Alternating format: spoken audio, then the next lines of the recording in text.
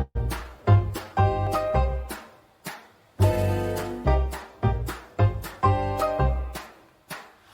you ready to thrive? Rise with purpose, lead with pride. Thriving, thriving, we thrive.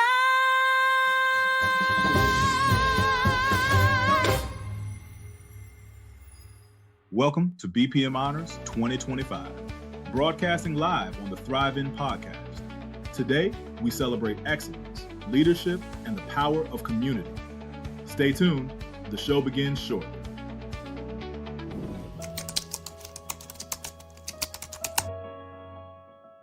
Black Americans only made up 3.2% of senior leadership roles at large companies.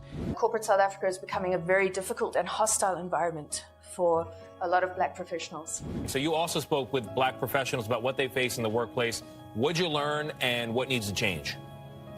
A lot needs to change. We are all aware of the problem. These headlines are just a few of the troubling reminders. The question is, what are we going to do about it? We are going to be proactive and strategic. We're going to connect and collaborate so we can ignite the changes we want to see. Hi, I'm Jerome Hutchison Jr., and I am fired up and ready to ignite change. In 2021, my vision for a catalyst to spark an empowering movement to ignite changes became a reality with the launch of Black Professionals Month. As the founder and chief servant officer for the ICABA World Network, I have spent the past 13 years assisting Black professionals to succeed, lead, and prosper. It has become my life's mission to build a thriving community of Black professionals worldwide. Get ready for Black Professionals Month. 31 days of live and virtual events, recognitions, celebrations, and speakers to help Black professionals succeed, lead, and prosper. By coming together and leveraging our collective strength, we can collaborate to increase the presence of Black professionals in roles of leadership. Through Black Professionals Month, ICABA is expanding its capacity to increase wealth creation and leadership roles for Black professionals. I invite you to join me this October in making Black Professionals Month a driving force to amplify Black professional excellence.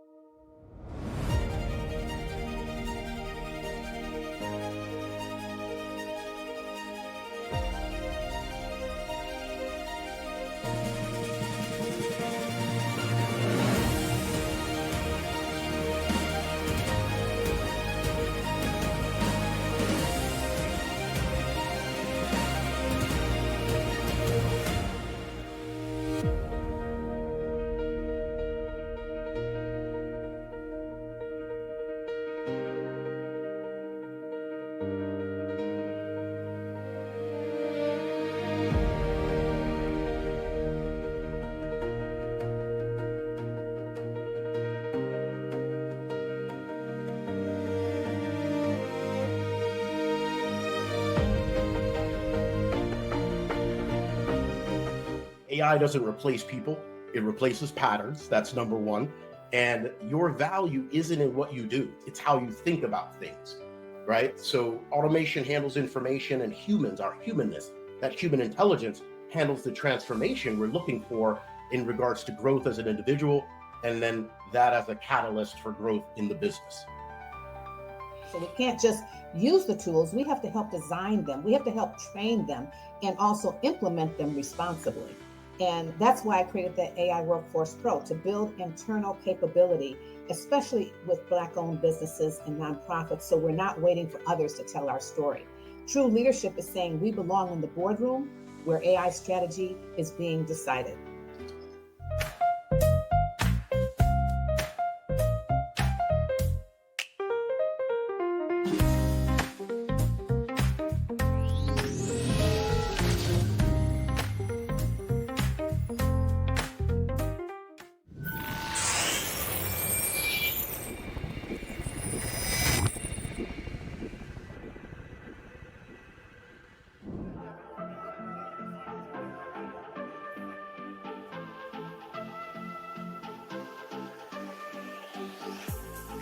we have the world's greatest virtual MC, and his name is Abdul Muhammad. Abdul, where are you, brother? Hey, right here. Whether you were online or in the room, the ICABA World Network's global kickoff of Black Professionals Month, igniting change to connect, collaborate, and build community. I feel like we've known each other forever. Yeah, hey, man. Let's take Speakers from across the country and the continent sharing their expertise and inspiring business owners and executives to set the trend, not follow it. But I said, I'm not building my brand on somebody else's brand. I'm not going to be that something. I am the something. Okay? We are so important that we're all connected with one another, to support each other, connect with each other, to uplift each other.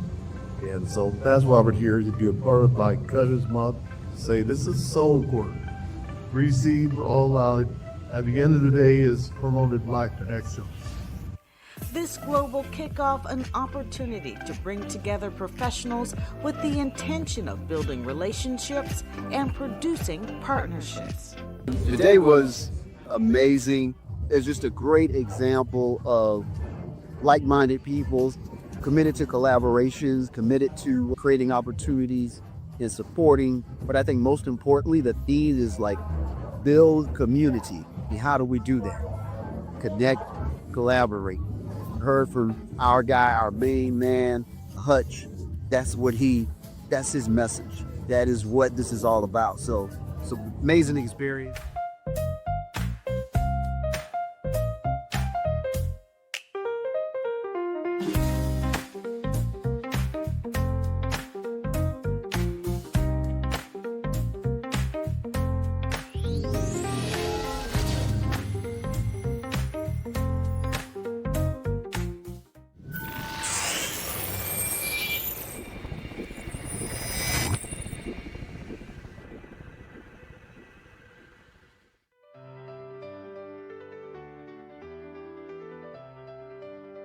Every single one of us brings some kind of diversity, from the street you grew up on, to the languages you speak, to the food you eat. Every one of us is diverse. And as we know from research like McKinsey, Why Diversity Matters, which stems back to 2015, like statistically, data-driven things tell us that when you have more backgrounds represented in your workplace, you get to better results. So when you think about the D, we have to go to all the places we can to find the best talent, because talent does not discriminate.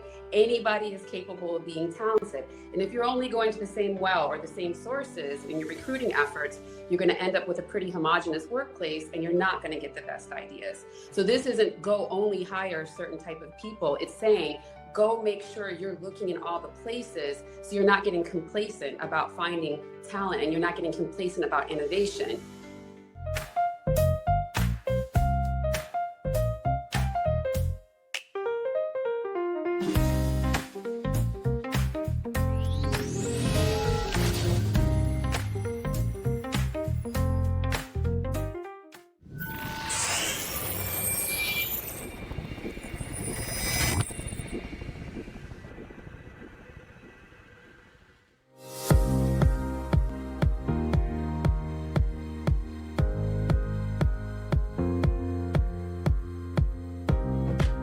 So welcome to the ICABA Salutes Women of Impact Champaign Awards Brunch and Life Empowerment Summit.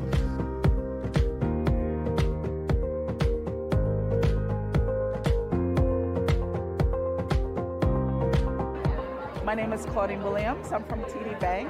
It's such a wonderful opportunity to be here at ICABA to support these wonderful women. It's just great to see Black women that's in these wonderful roles of empowerment, innovators and leaders and entrepreneurs.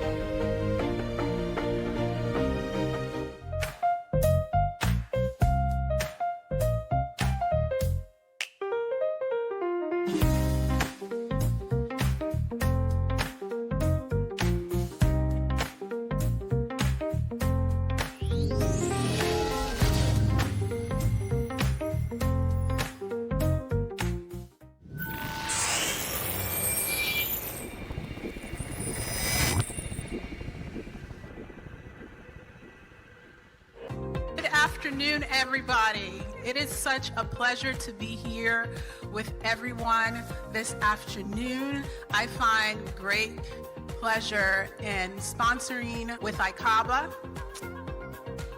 Grow. Your ability to get to the top of the organizational chart is based upon how much you can accomplish through others. Yes. Okay? And so with you, you know, and all of us who maybe tend to be maybe a little more introverted or whatever, but we recognize that is true. And our growth is going to be what we get accomplished through an organization. Absolutely. And people. And so we have to lean into that. Lean into it. Yeah.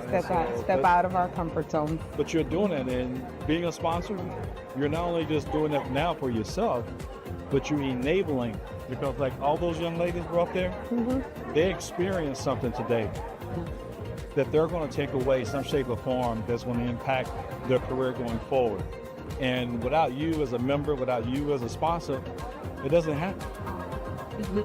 I'm so happy I was able to play a role and to be part of it, because at the end of the day, it's about, you know, the future and our legacy. What are we going to leave behind? Yeah. And so I'm happy I was able to play a role, and I'll be here a lot more.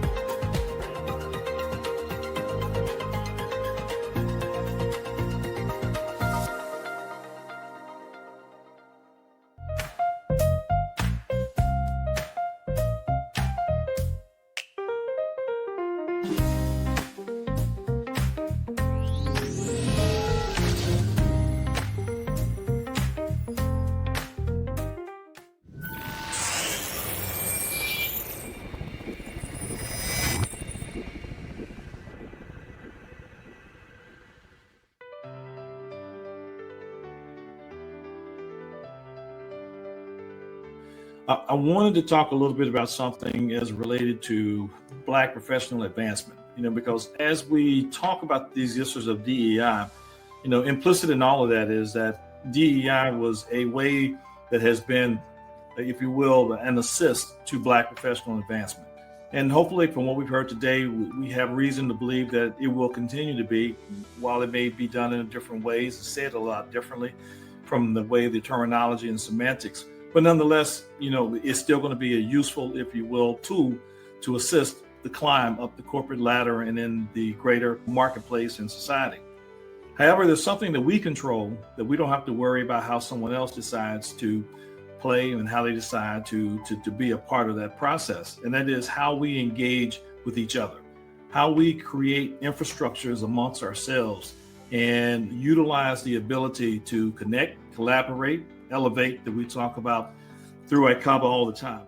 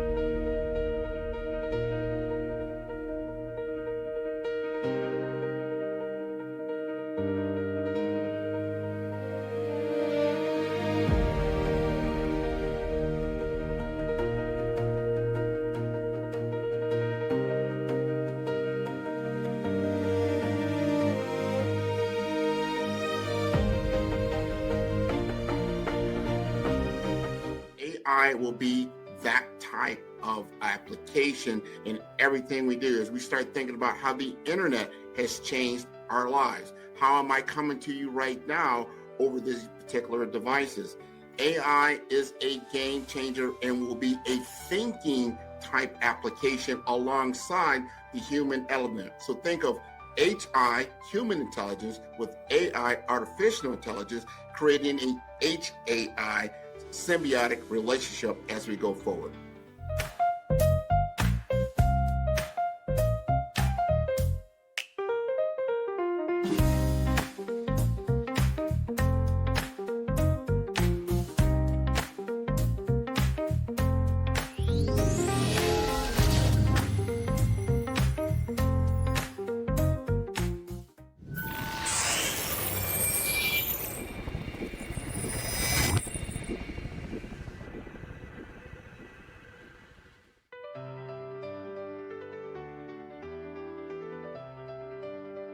When we use it with intention, AI can amplify our vision, extend our reach, and strengthen how we serve.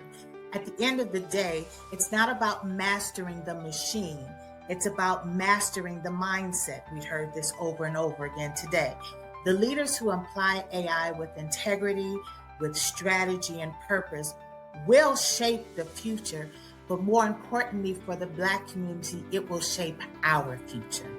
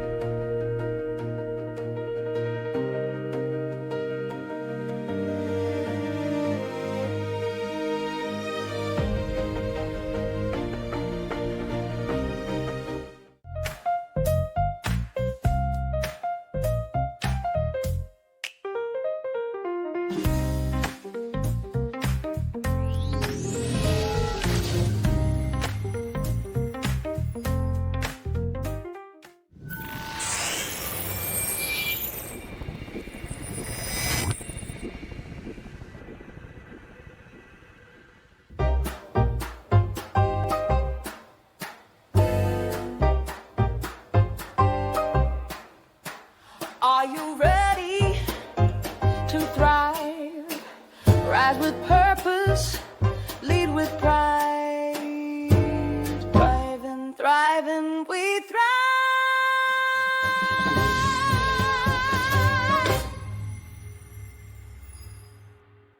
How's everybody doing? Good morning, everyone. I'm George Tinsley II, president of Tinsley Family Concessions, and it's an incredible honor to be here before you as a proud sponsor of Black Professionals Month. For me and for my family, this partnership represents far more than a sponsorship. It represents shared purpose. It's about honoring the excellence, the perseverance, and the leadership that define Black professionals across every field.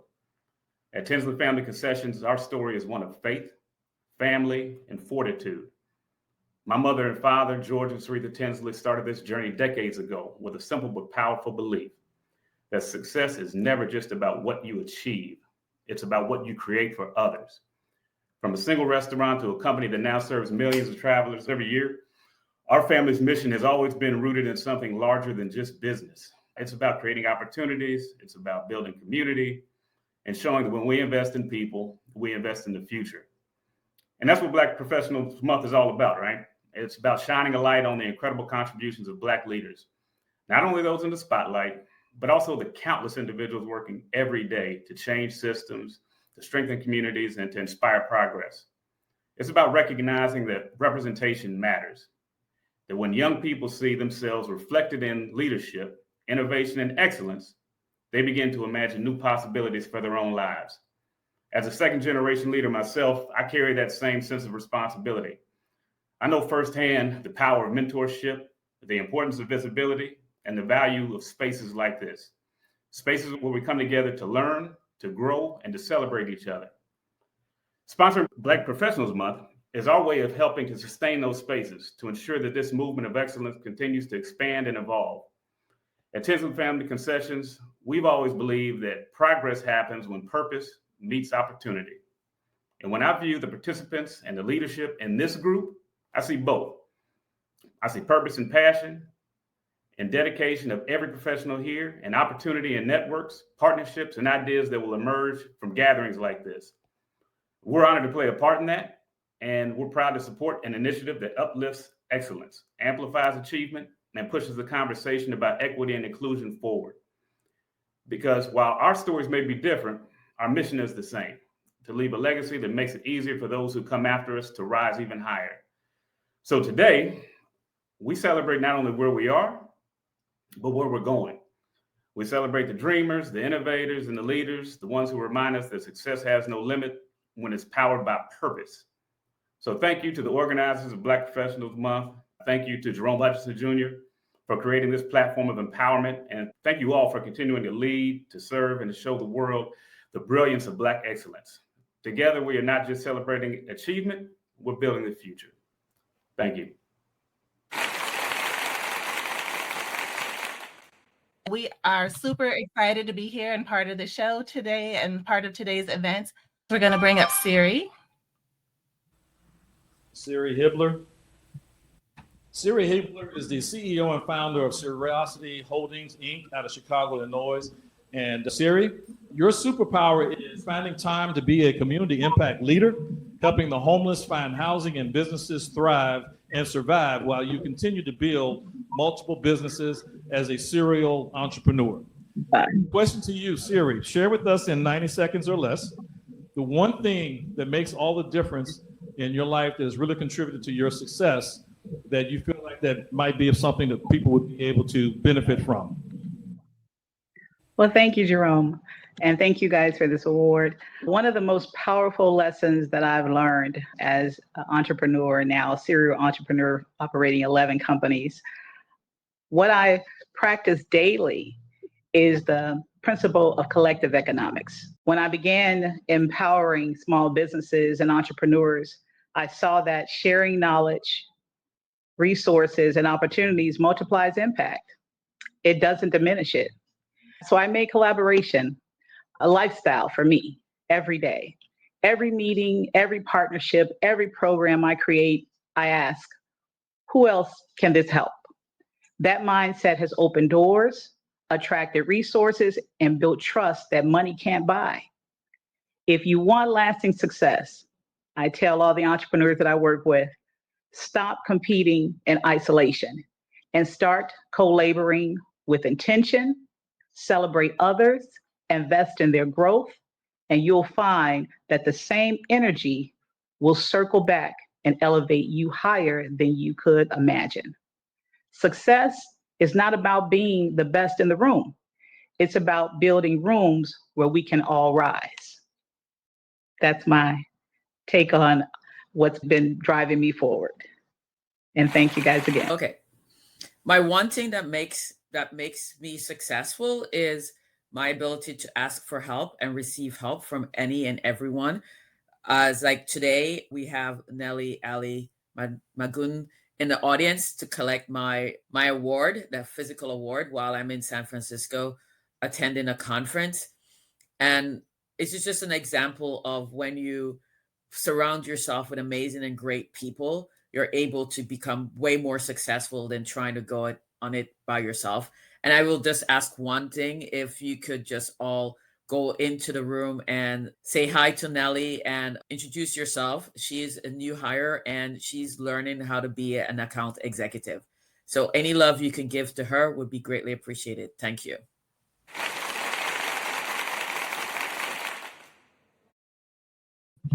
Thank you. And Marcia is next. The question is, what is the one thing that has been critical to your success that has enabled you to have the great success that you're having in Africa, in South Africa specifically, as being one of the leading women in the automotive industry, who has been recognized across many industry platforms and being a CEO and an industry driver in the automotive space in South Africa. What is the one thing that you would share with someone that doing that one thing has helped you to be successful and that they may find they could use for themselves?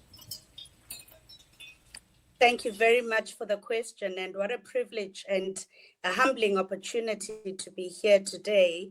My heart is in the room with you there in Fort Lauderdale. So the one thing for me, Hutch, is I stumbled into the automotive industry by mistake. It certainly wasn't by choice.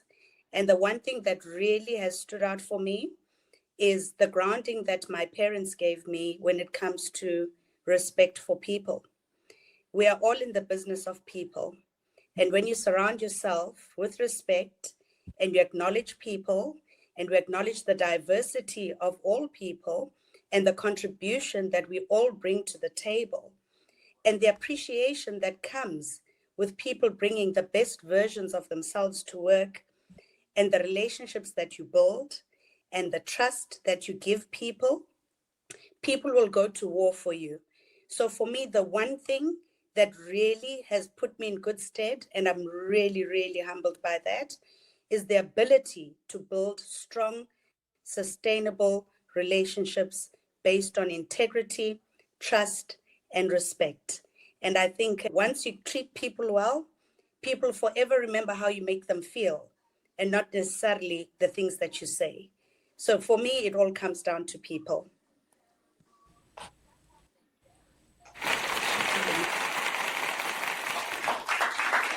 Did you hear me, Hutch? Marcia is also the chairperson of the Marcia Maeba Foundation in Denenhof, I believe, Sandton, South Africa. And her superpower is building and maintaining sustainable relationships. Thank you, Marcia, and we look forward to talking with you again soon. Okay, so we're going to hear from Dennis and then we're going to eat. And let's go ahead and intro Dennis with the video, please.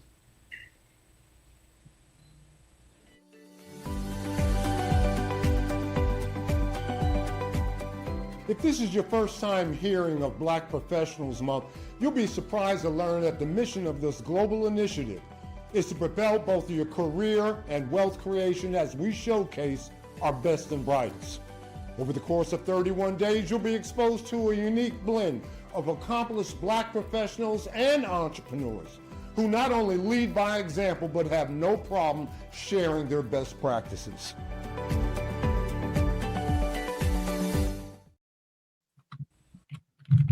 Ladies and gentlemen, we're getting ready to hear from Dr. Dennis Kimbrough. He is the honorary chair of Black Professionals Month. Dennis, thank you for your grace and patience under pressure. I know the pressure is pretty tight when you're sitting at home, but Dennis is literally the foremost thought leader on Black success and wealth in America. And if you don't know Dr. Dennis Kimbrough, you're missing out on someone who is a well-established author, speaker, and one of the most phenomenal professors of business at Clark Atlanta University. And one of his favorite programs that I'm aware of is his Take a Millionaire to Lunch. And I would love, when I was in school, that my professor brought in millionaires that we could have lunch with to learn a little bit who they were about and that they were Black millionaires nonetheless. Dr. Kimbrough, my brother. Thank you very much. And this is a celebratory moment. I wish I could be with you in lovely South Florida, but I want to be respectful of everybody's time. You know, there's an African proverb that says, if you don't know who you are, and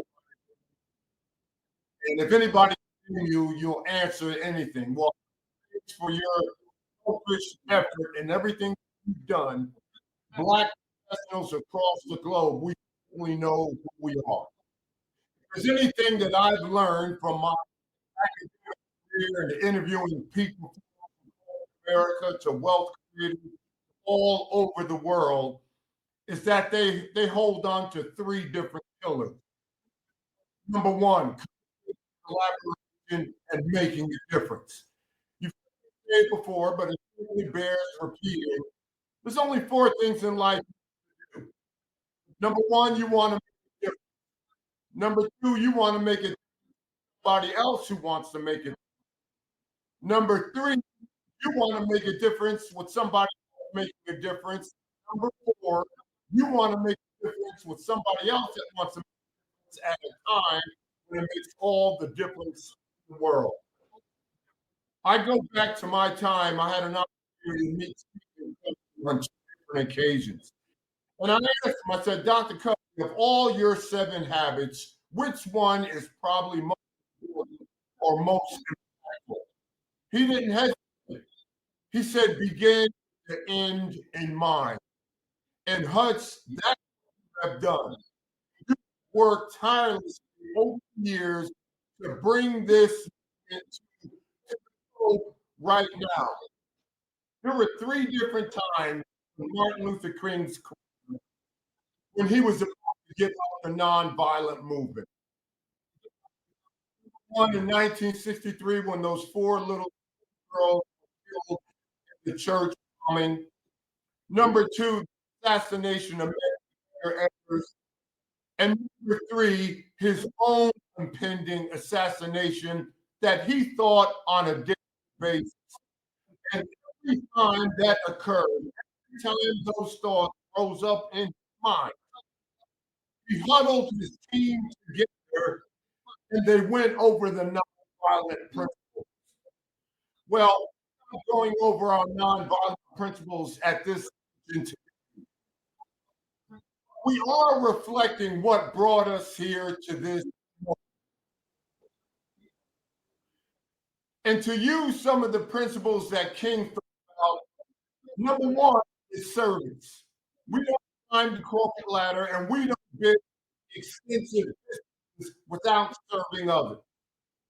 I don't care what you do for it, everybody's got a customer. Service is the price you pay for the space that you occupy. And the formula for entrepreneurship in terms of service is Q plus Q plus A equals C. Quality of your service plus quantity of your service plus the mental attitude. Always compensation. Number 2 is caring. And I always go back to Malcolm Gladwell's book, Tip.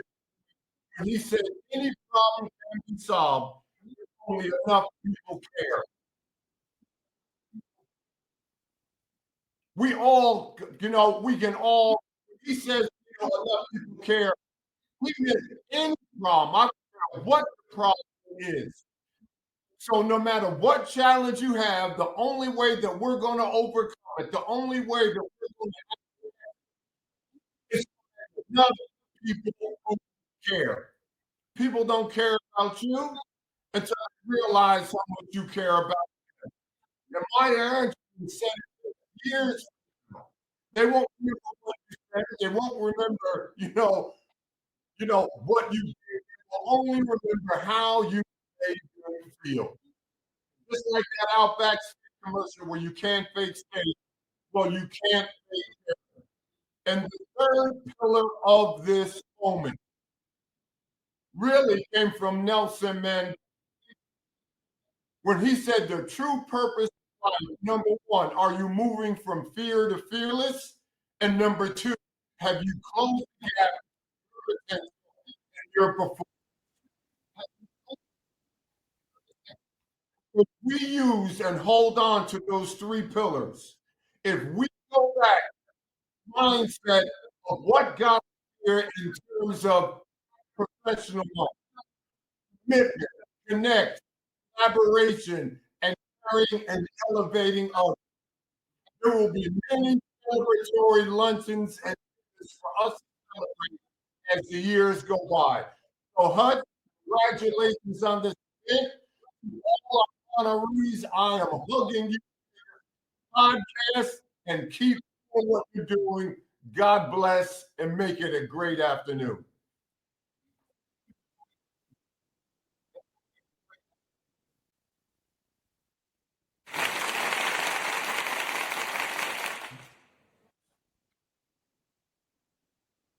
So we're in a digital world, as you know. So everybody take your phone out. and you see the QR code. So I think you probably know what to do. And let's go ahead and click that QR code. And let's see how we do here.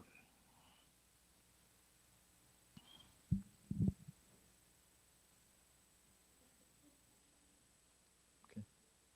Come up. Okay. So I heard a yep. Spin it. Okay. All right. All right. I'm coming to the back. So how you guys doing with your QR code pulling up the publication? Got it? Okay. All right. Hate this. All right. Coming up. Okay. All right. So all of the honorees are in the publication, and there's a lot of information there for you to take a look at. You now have it on your phone, and you'll also be able to grab it at any other time that you want on any of our platforms. And following this event, we'll send out an email to everybody so you can save that code if necessary in order for you to be able to have it at your disposal. I also will tell you, raise your hand if you have an iPhone. Okay. So for those of you who have an iPhone, do you use your notes on your iPhone? All right. Save that QR code on your notes. Now, for those of you who have Droid, now, I mean, I'm an Apple guy, but I'm sure Droid has some type of notes that you can use. All right, so we've got some people in the back. So the QR code is also up on the screen. So for anybody who needs to access the QR code for any reason that you're having a problem with it where you are, it is on the screen as well. Okay, so at this time, we are, as I said, we're definitely a little bit off schedule. And so in trying to catch up here, we're going to do a couple of things. But what we're going to do is to introduce to you something that's a new feature for BPM Honors this year. So if I can get your attention for just a moment. So we're going to introduce a new award given to someone who is very well known in the South Florida community and worldwide in the healthcare industry. And his name is Dr. Nelson L. Adams.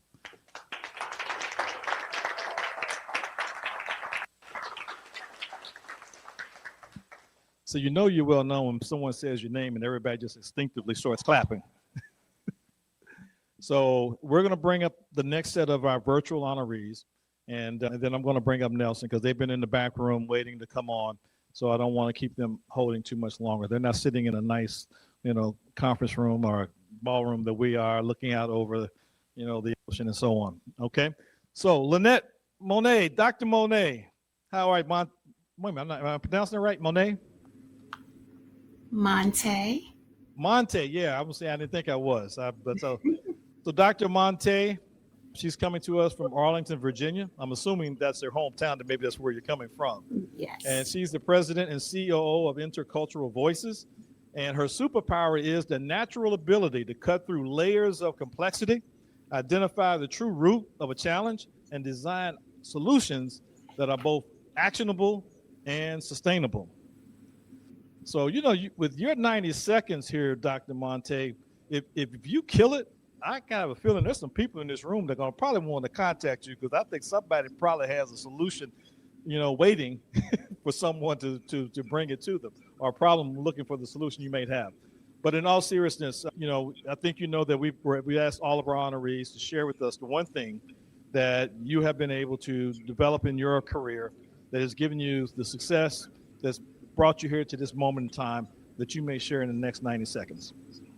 Yes, you have. Thank you so much. And this is the perfect moment to share this one tip, because it's not only the tip that has helped me be successful as a COO for 40 years, it's the tip that's going to help everyone who's listening be successful, not just in their business, in their leadership, and in their life. And it's a formula.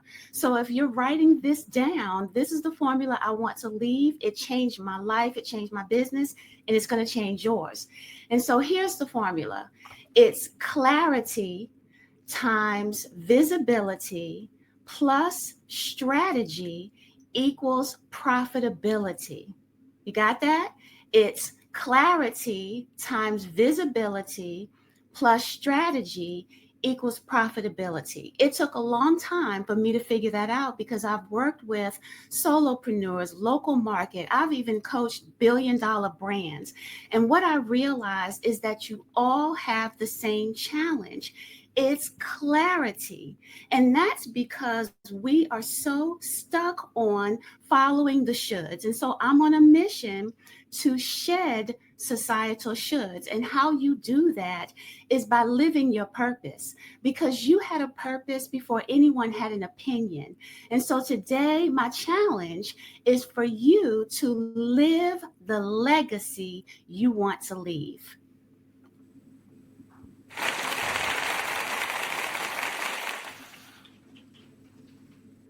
And brevity along with that. Thank you for such a succinct piece of advice. And I did see people writing it down. Dr. Monte, we apologize for keeping you waiting so long, but I see it has done nothing to diminish your beauty. And so thank you for being with us. We are just happy to salute and recognize your progress and your accomplishments. And we're looking forward to continue to work with you. We're going to be talking to all of our honorees about something a little bit later on called the BMG Leadership Collective.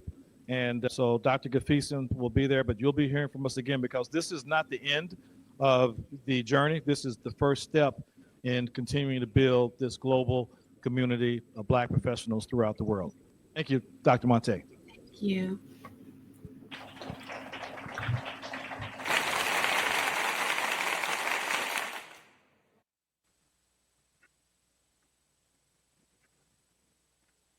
Kenyoke Crowell.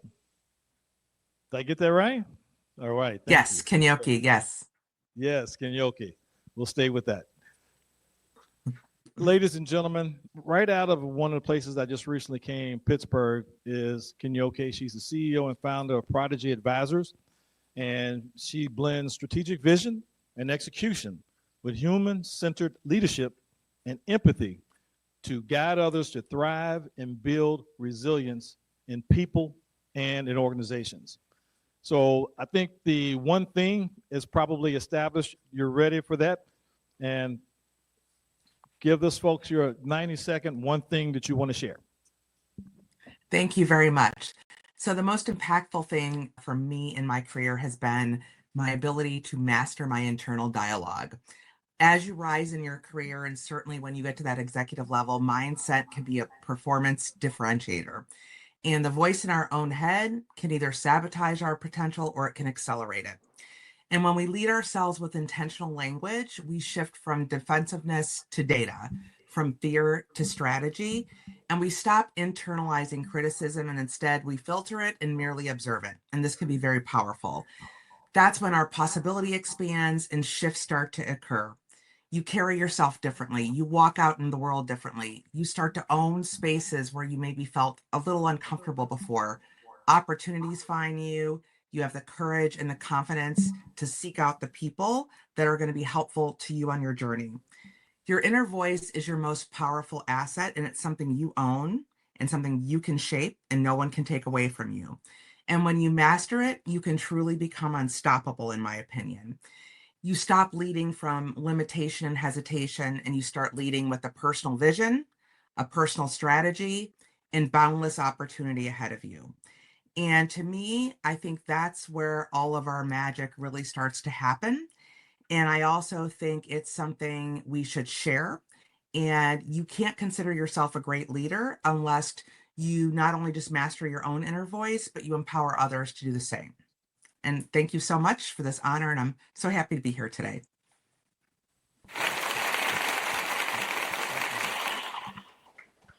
Thank you, Kenyoke, and we're so happy to have you as well. And, I have to tell you, you've done a great job with your mentee, Miss Angela James. So She's continue wonderful. that good work, because she's doing great Thank work you. with ICABA. We really appreciate it. All right, so our next virtual honoree, I believe I had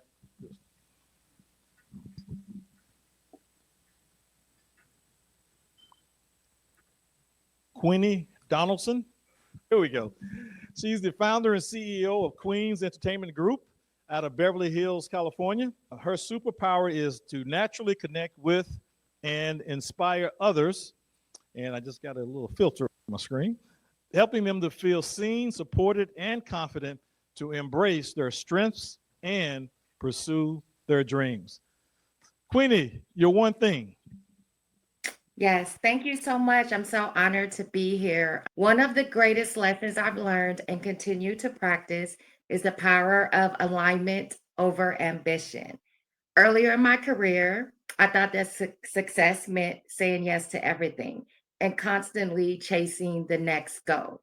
But I discovered that real success happens when your purpose, your values, and your work aligned. And I've learned that saying no can be just as powerful as saying yes, because every no creates space for what's truly meant for you. Today, I define success by impact, purpose, and alignment. And that's the practice that continues to guide my journey. Thank you so much for this honor. All right. Thank you, Queen, and we really appreciate those inspiring words. Thank you. I've got a couple of daughters in LA, so maybe we can get them inspired a little bit. Both of them are in entertainment, actually, so we'll talk. Awesome. I love that. Thank you. And so next we have a young lady coming up. She's a superintendent of schools, and her mother's here. So her name is Dr. Danielle Jones. And guess where her mother is? So Miss Sylvia Walton, proud mom. Okay. All right. So Danielle is going to come up here in a second. And so Sylvia, this is kind of a room is not so big. Tell us something about your daughter, why she's so successful. Other than the fact that she's your daughter.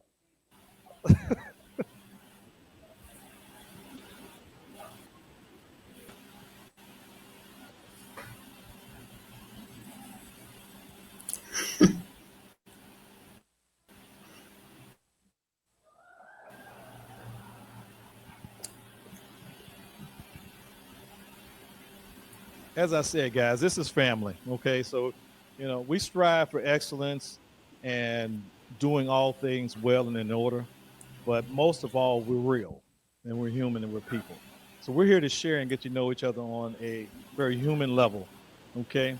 Because I know we spend plenty of time with what we do in our business, where we have to show up, and show out to a certain extent.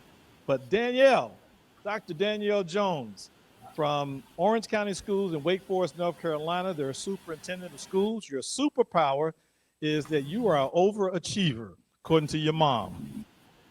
So I don't know if you heard that story, but she talked about you coming home crying because you got an A+ and won the A++. So I know you're thinking like, wait a minute, what recognition program pulls the mom up?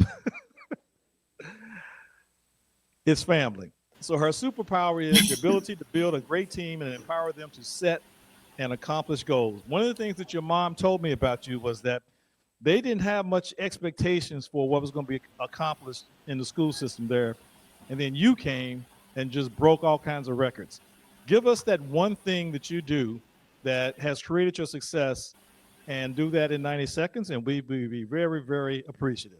All right, Dr. Danielle Jones, it's all yours. Thank you for having me, and shout out to my mother who is there. One of the most valuable lessons I've learned in my professional journey is the power of building a strong team.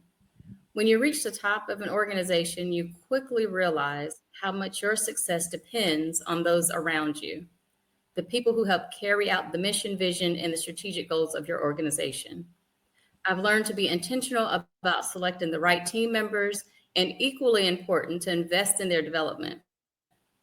I make it a priority to help them identify their strengths as leaders while supporting them in areas where they can continue to grow. As I challenge them to expand their capacity, I expect them to do the same for those that they lead. I firmly believe the success of both myself and the organization is rooted in this continuous cycle of leadership development and growth. Thank you again for this honor, and for my mother who is there on my behalf. Thank you. Okay, so we're now going to present the Dr. Nelson L. Adams Healthcare Excellence and Leadership Award. Now, most of you are not aware of the award because it is the first time that we're actually presenting that award to the marketplace. And it came about as a result of something that was instilled in me by my mother, who used to always say, "Give me my flowers while I'm living." And Nelson Adams was actually so interesting how this has turned out. But the first recipient of the Nelson Adams Leadership Award is actually the person who introduced me to Dr. Adams, which I find to be quite interesting. And I can honestly say I had nothing to do with the selection other than having created the award, brought together the team, but the selection team came up with that honoree. But one of the things that I wanted to say about Nelson as I get ready to bring him up, and I wanted to tell you that this award is for a physician, civic leader, health equity advocate and ally, and someone who is without a doubt committed to the adage, and I was planning to read this last part, but I hope I get it right. But he's committed and has lived his life to the adage of to do your best and to do good and make sure that, you know what, I'm not going to do it. I'm about to screw it. Nelson, come here. Come here.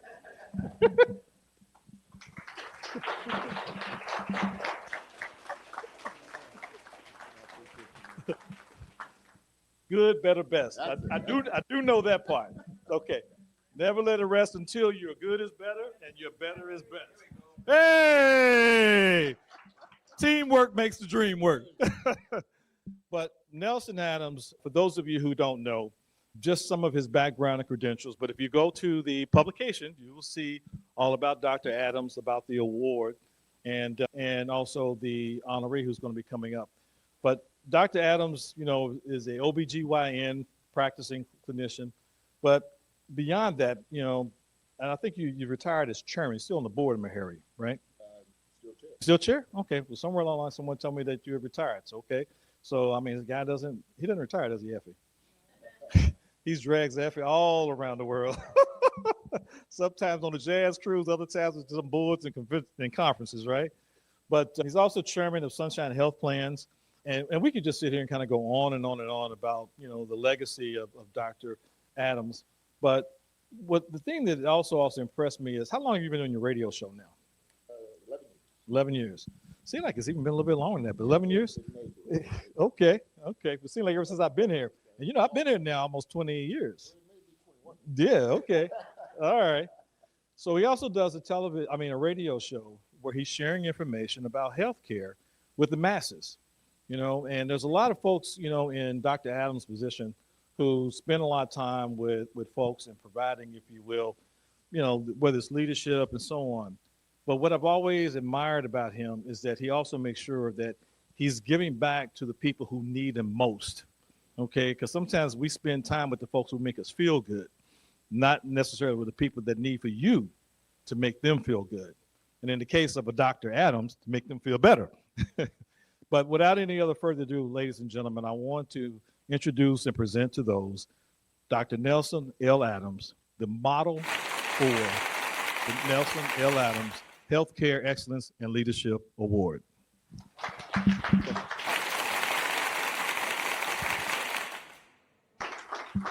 Thank you so very much. To God be the glory. I appreciate those kind remarks and flowery introduction. Suffice to say, I'm a local boy done good. Not because I'm all of that, but because I recognize not only who I am, but whose I am. I am reminded, and sometimes I say this brief poem just to kind of level set. It simply says, "Isn't it strange, kings and princes and clowns that caper in sawdust rings, And ordinary people like you and me are builders of eternity. Each of us is given a list of rules, a shapeless mass, a bag of tools, and each of us must fashion before life is flown, a stumbling block or stepping stone. And so I accept this recognition, which is so much more than an award, because it's going to be sort of evergreen. It will be given over and over and over again. But I accept it as a great honor, but certainly from a place of humility. Kind of like the turtle sitting on the fence post with the caption underneath, I didn't get here by myself. And so I say thank you to ICABA for what it has done for these many years, and Hutch for his visionary leadership.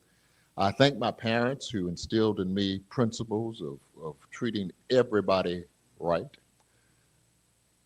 I accept it and say thank you to my wife, who's kind of been the wind beneath my wings now for 40 years. Going on and on and on. It ain't over yet, folks. Effie, thank you so much. My children who I am inspired by, because they drink the Kool-Aid.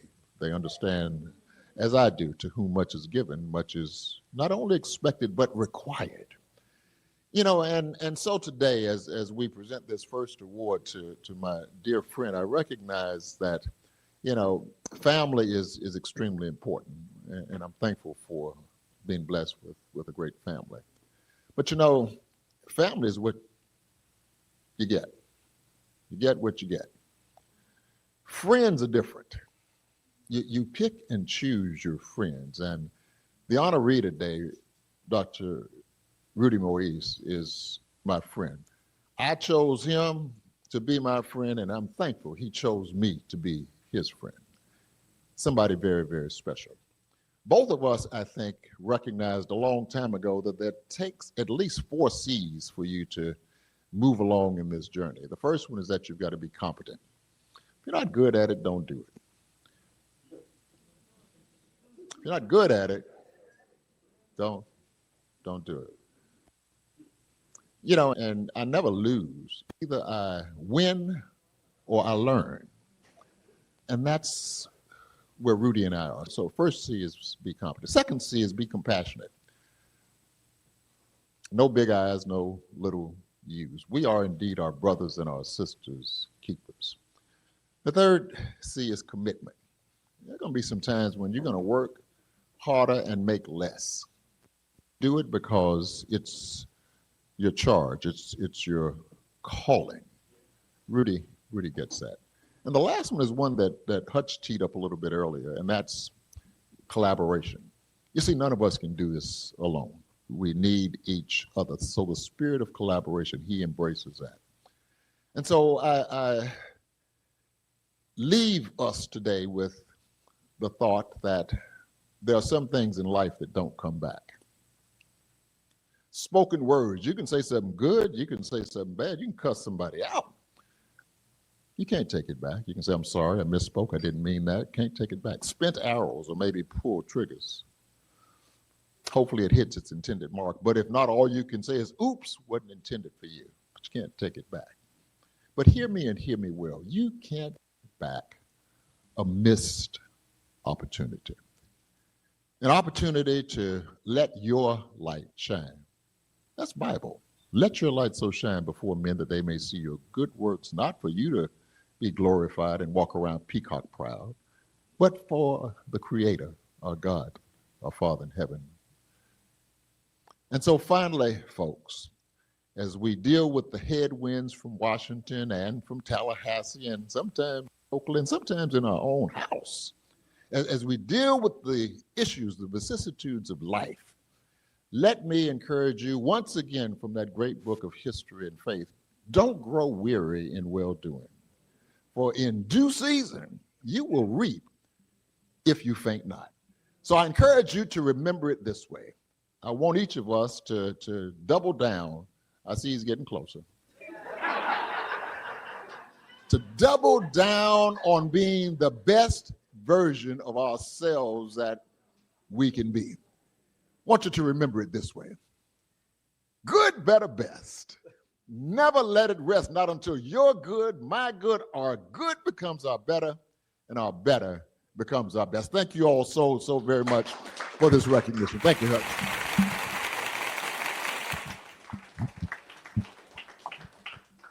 So I had to go get my glasses to make sure I was able to read the fine print. BPM honors Dr. Nelson L. Adams Healthcare Excellence and Leadership Award, named in honor of Dr. Nelson L. Adams.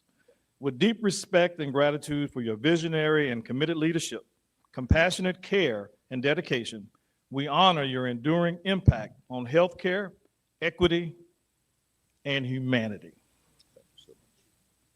Each of you should use whatever gift you have received to serve others as faithful stewards of God's grace in its various forms, so that in all things God may be praised through Jesus Christ. 1 Peter 4:10 and 11. Presented by the ICABA World Network, October 25th, 2025, Tower Club, Fort Lauderdale, Florida. Thank you so much. Take a picture over here, share it.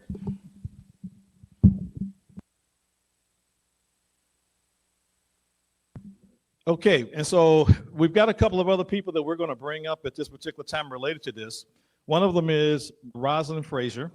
And so Rosalind, yes, I did kind of go a little bit out of order because actually you were supposed to come up first, but I have gotten a little discombobulated today, so I'm trying to get my sea legs and get seated. So Rosalind, if you could come up and explain to everybody a little bit about this award and give them a little bit of context and background.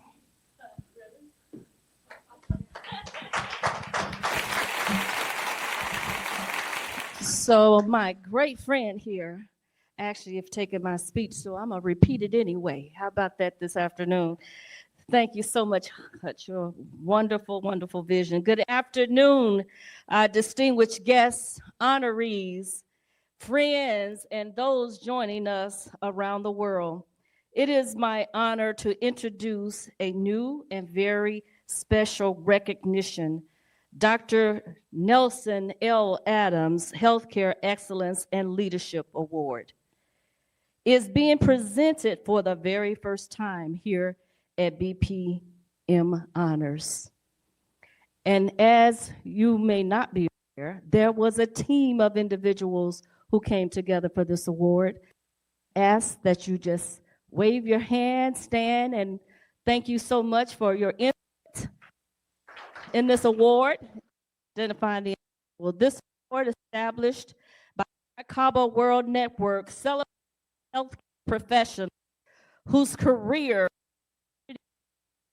reflect the extraordinary legacy of Dr. Nelson L. Adams, a nationally respected physician, civic leader, and health equity.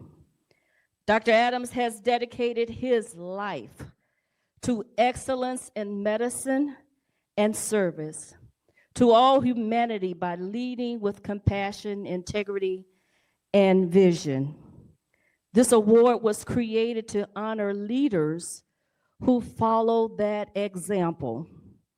Individuals who not only heal, but who uplift, who not only lead, but who build pathways towards a healthier and more equitable society.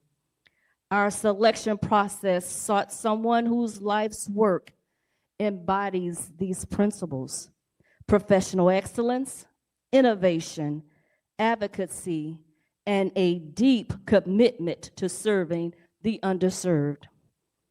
It is therefore fitting that our inaugural recipient be one who personifies those ideas, Dr. Rudolph Moise. Dr. Moise's distinguished career as a physician, I just found out lawyer, entrepreneur, military officer, philanthropist, community advocate, represents the very spirit of leadership this award stands for. Please join me in celebrating this remarkable contribution as we present the first ever Dr. Nelson L. Adams Healthcare Excellence and Leadership Award to Dr. Rudolph Moise. Please give him a round of applause. Please.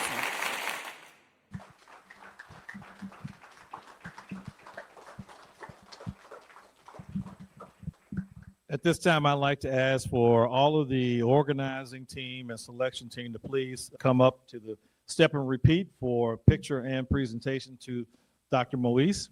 So if you guys could come on up and we'll get picture, and also it includes you, Nelson.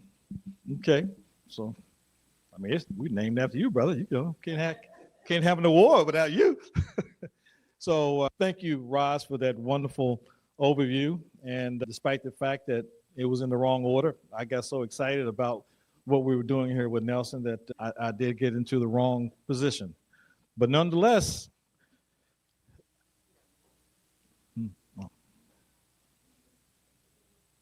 but no, she'll need to, not for this one. Yeah, we'll be okay. Okay. All right, wait a minute, hold on. There he is. I want to make sure Colonel Brody Hartley was here. Okay. So, guys, I want to also ask Colonel Brodus Hartley, who has retired but has served with distinction in the healthcare space and was a part of our organizing and selection team, just to say a couple of words, because he was the one who nominated Dr. Moise, and I think no one could do a better job of that than Colonel Brodus Hartley. Thank you very much. Good afternoon. It's my pleasure to be here, and I am deeply, deeply pleased to have the privilege of nominating Dr. Moise, Rudy Moise. He's a husband, father, physician, entrepreneur, philanthropist, and I could go on. When I talked to Roz about this award, I'd say, there's only one Nelson Adams. Nobody else can compete with him. But I thought about who I could nominate for this award. And this is the first award to be presented at this time. And this gentleman came to mind, Rudy Moise. Came to Chicago from Haiti as a teenager. Educated in Chicago. Received his medical degree in Chicago. And then he came on down here in South Florida, and he was not educated enough. He got an MBA from the University of Miami and a Juris Doctorate from the University of Miami. Two doctor.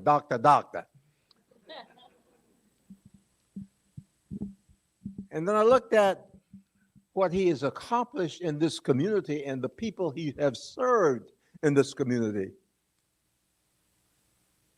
And he most nearly emulated Dr. Adams. Not quite, but almost. And so I had the privilege of nominating him, and we went through the nominating process, and we considered many people. But the nominating committee selected my nominee. I'm most pleased. Thank you.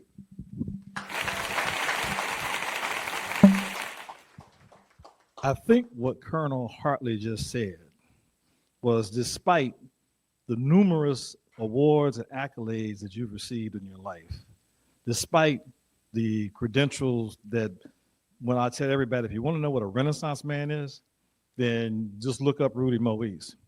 But your most distinguishing characteristic was the fact that he thought enough of you to nominate you for this award. Ladies and gentlemen, Dr. Rudy Moise.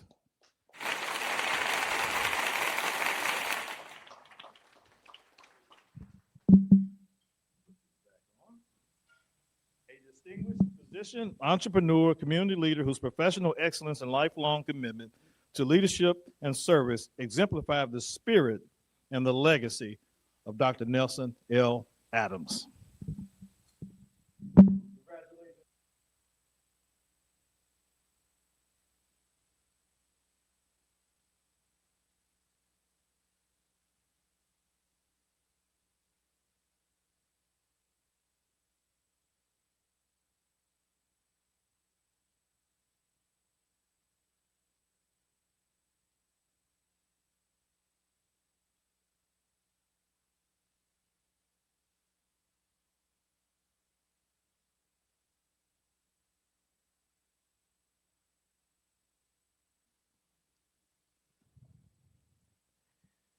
Good afternoon, everyone.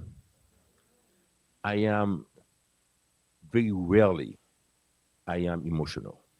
And I had to hold my tears standing here because of what this means to me. So I'm a military guy, so I'm tough. So I had to take some slow deep breaths. You're not going to cry in front of all these people. So, but I'm good. It is truly an honor to stand before you and receive this outstanding award, the Dr. Nelson Adams Healthcare Excellence and Leadership Award. As you get old, you tend to have memory lapse. So allow me to refer to my notes because I do not want to forget anything. And he gave me 3 minutes, so I have to go through this. So this recognition means a great deal to me, not only because of it acknowledges years of dedication to medicine and service, but because it carries the name of a man I greatly admire, Dr. Nelson Adams. Nelson, you are more than a friend and business partner, you're a brother.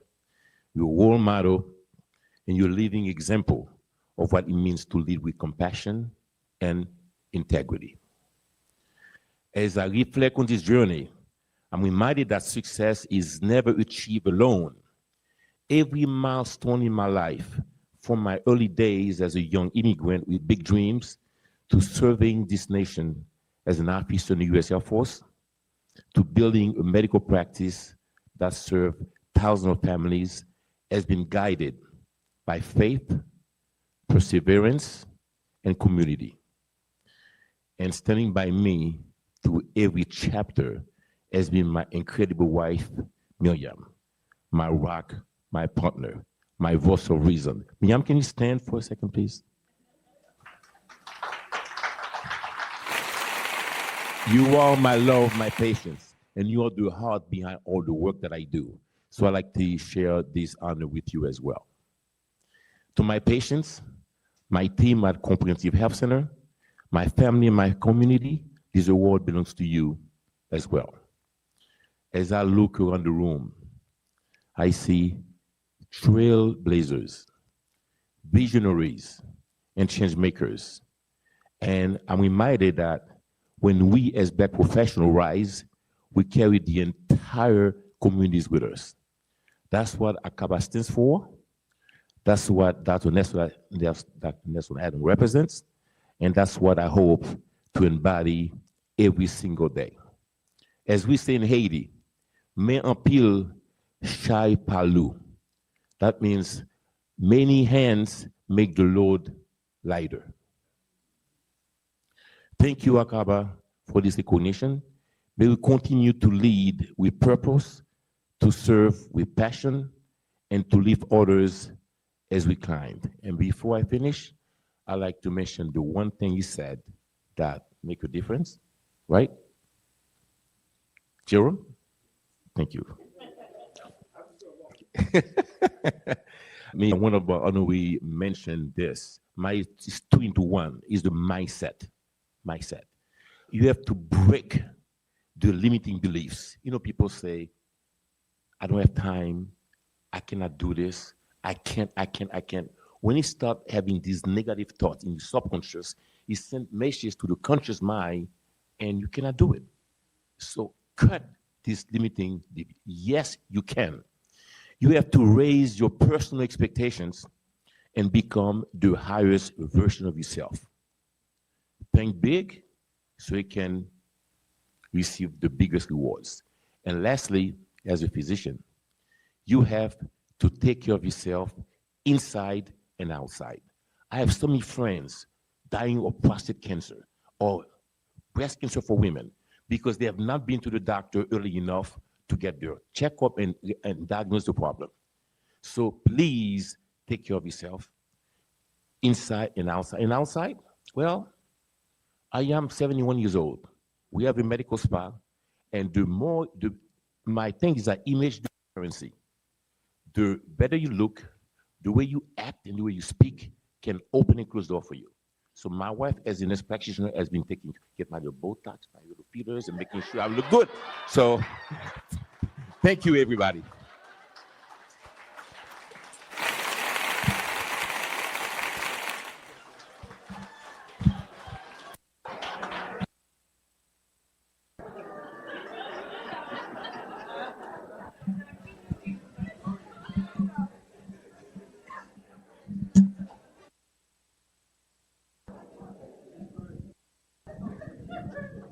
Well, Miriam, he got the commercial in.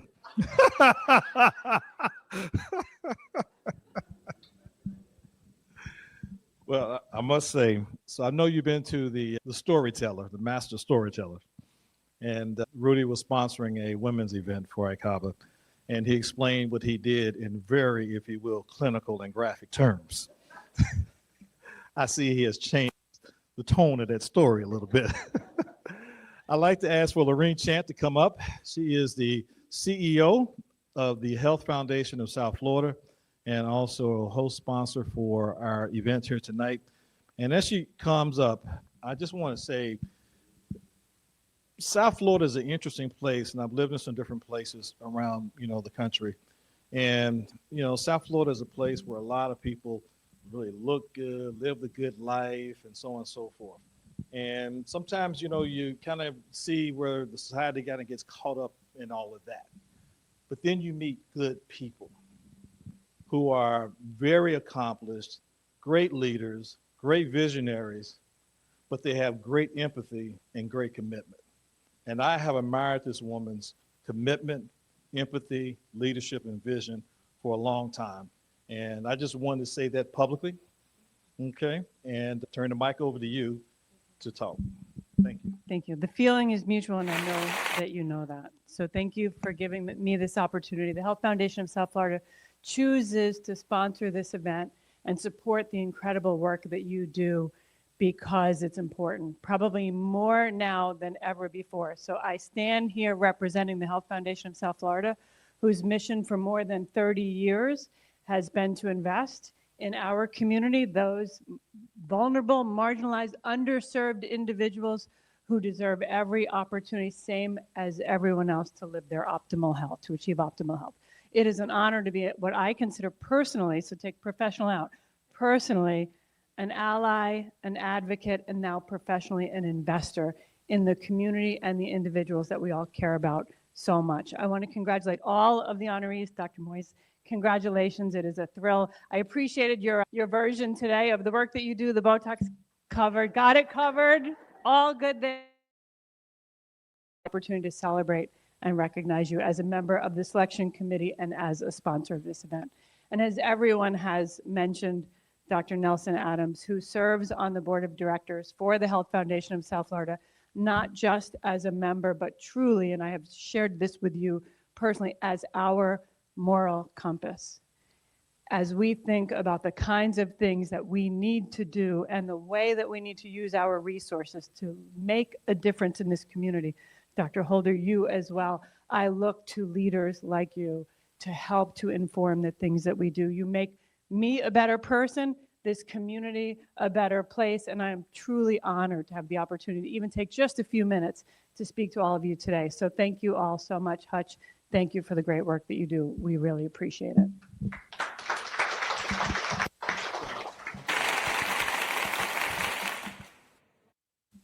There's only really 4 words that I think that really sum up the leadership of Lorene Chant and what she has done in this community. And if you don't already know, take a look at Health South Foundation. And it's more than just about health.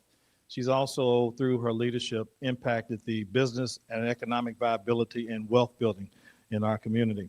And so as a way of a nod, and the folks in this room will understand this comment, she's true to the game.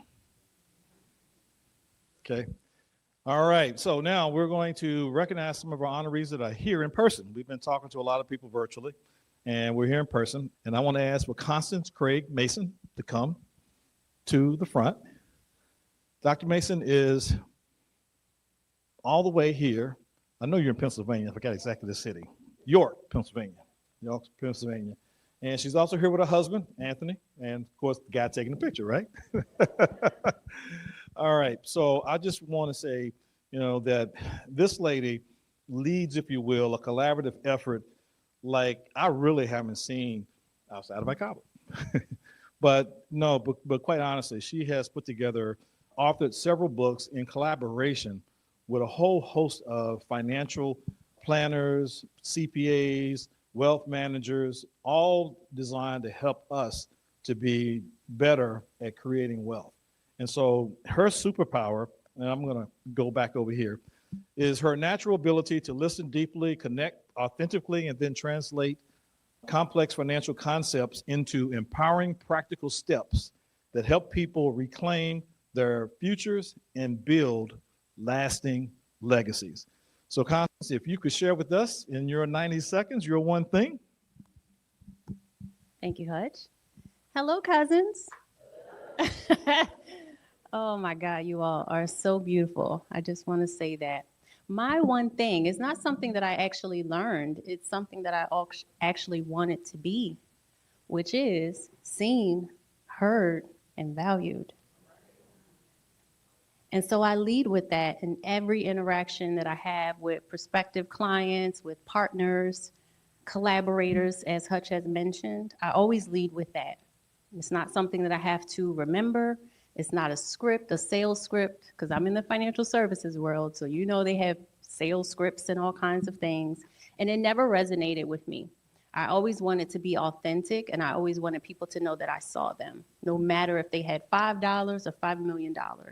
So that is something that's helped me to be successful in this field, and I am a minority in the financial services field. I'm a Black woman who is a licensed investment advisor, and so it's not a mistake that I'm in the rooms that I'm in. I actually embrace those opportunities to grab that information and bring it back to our community. So thank you for the opportunity. Sherry's going to take you over and take a picture. Okay, so we're going to next. And again, I want to remind you, everyone, that there are full profiles of everybody that you're hearing in your phone now. And again, QR code is on your table. Okay.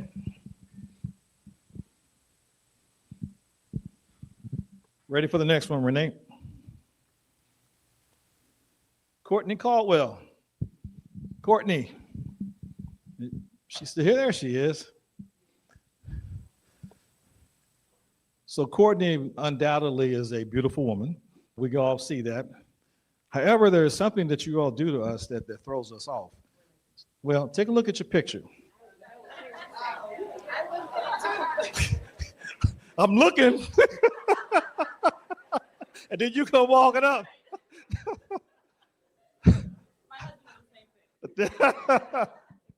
Well, I have a friend, I swear. I don't think I've ever seen her and her hair wasn't different every time I see her. So I do get it. But obviously, you're wearing a natural style. And so one of our members, Charmaine James, a company called Loxanity. And so you all should check her out, LOCSANITY. And one of the things I found quite interesting, our community relations manager one day was looking at our membership directory on the community. And she said, Hutch, I know you probably haven't noticed this, but I'm going to tell you this because we will notice this, meaning women. And I said, what? She says, do you notice how many women have a natural hairstyle on the ICABA community? And I was like, wow. And after that, of course, I started paying obviously a lot more attention. So we're not here to talk about hairstyles.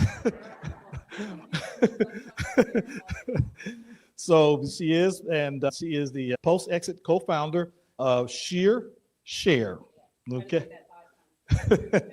From McKinney, Texas, okay? So she's come a little ways to be here. Oh, is that right? Okay. Well, congratulations. So let's see.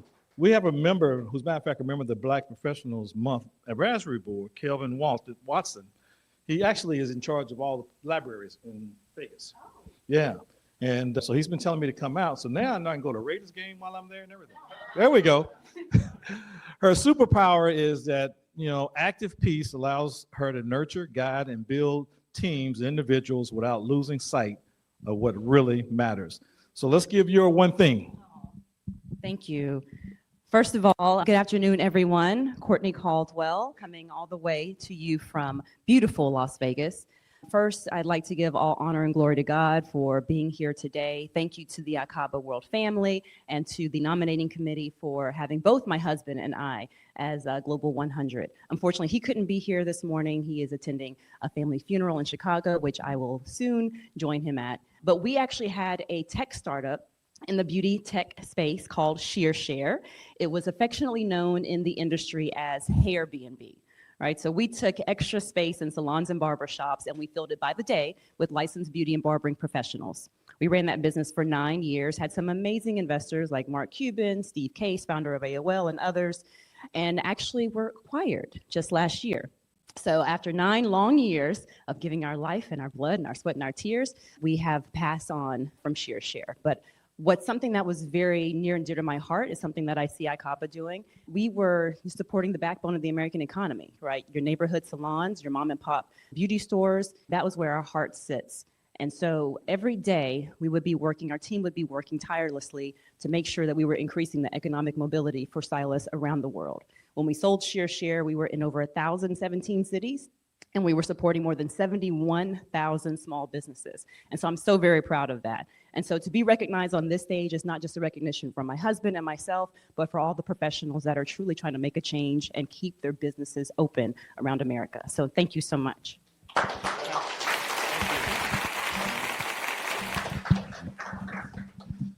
Well, this is going to be another great connection and collaboration. I can't wait to introduce her to Charmaine James, who's one of our Women of Impact this year. And additionally, we've got a couple of other folks who are in the healthcare space, hair care space. All right, Renee, next honoree, please. Deborah Johnson King. I've been looking at Miss King all day. You know, some people just, you know, for those of us, when you're on the front of the room, there's certain people, for whatever reason, catch your eye. And she's caught my eye, you know, during the session today, and very happy to have her here with us. She is the Director of Community Lending for the mortgage firm in Miami, and she has the unique ability to merge professional expertise with deep empathy and also cultural understanding, creating a safe space for people to confront sensitive financial and life issues without judgment. So without any further ado, she's going to give us her one thing that has made her successful to share with you that we believe that hopefully you will be able to apply and use in your life in 90 seconds or less. Thank you. Thank you, Hutch.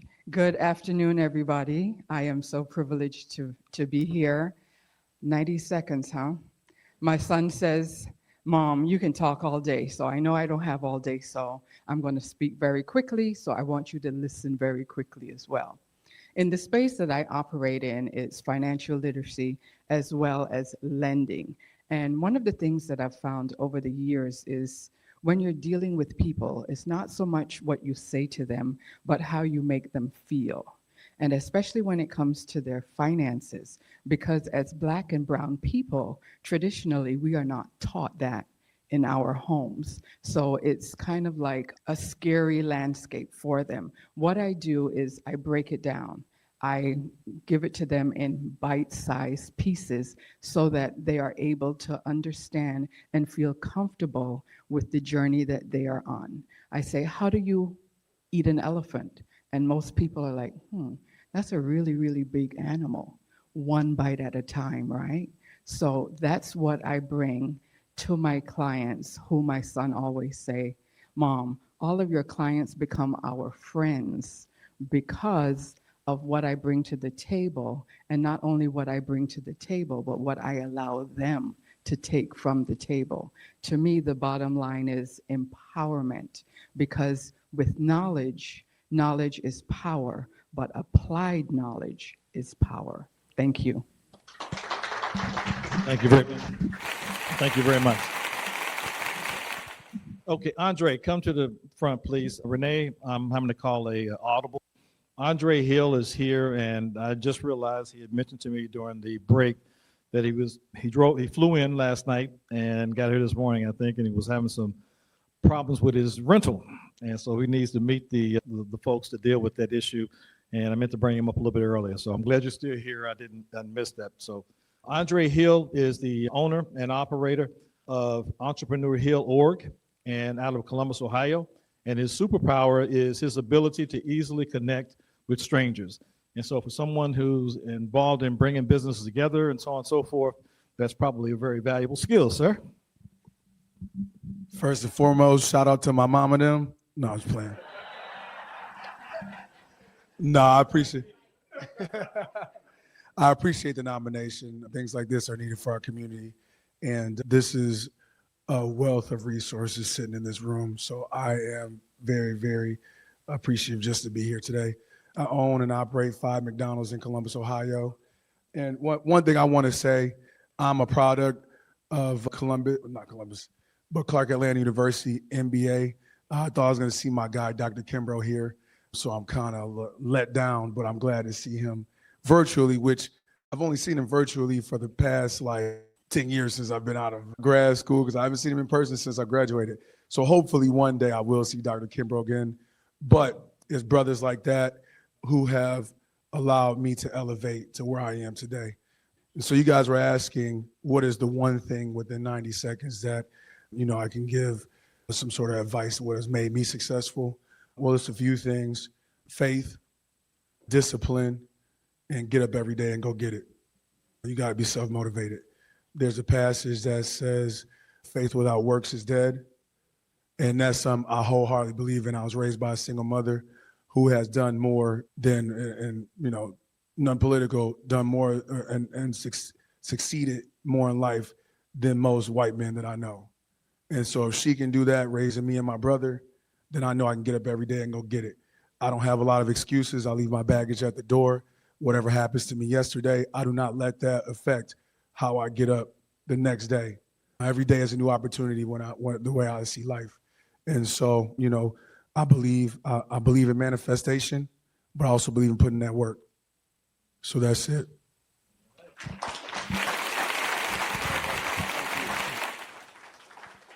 Thank you, guys.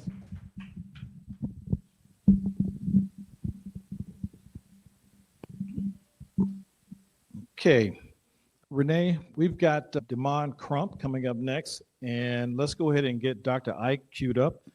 We have a gentleman from Lagos. Well, not I take back. He's not in Lagos, but he is in Nigeria, who is waiting to speak to us. So we want to get to him, and we also have Travis Mack in the wings as well. And so there's a real host of very talented, accomplished individuals that we want to try to get to. And so, Damon, come on up. I always want to put that S in there, brother, so you forgive me, Damon. So Damon Crump is the CEO of Rain Premium Sanitary Napkins. And I have to say, you're the first person I've met who has a company that produces sanitary napkins. But from what I've seen with the research, not only does he do it very well, but very profitably. He's got a lot of business going on, and congratulations with your success.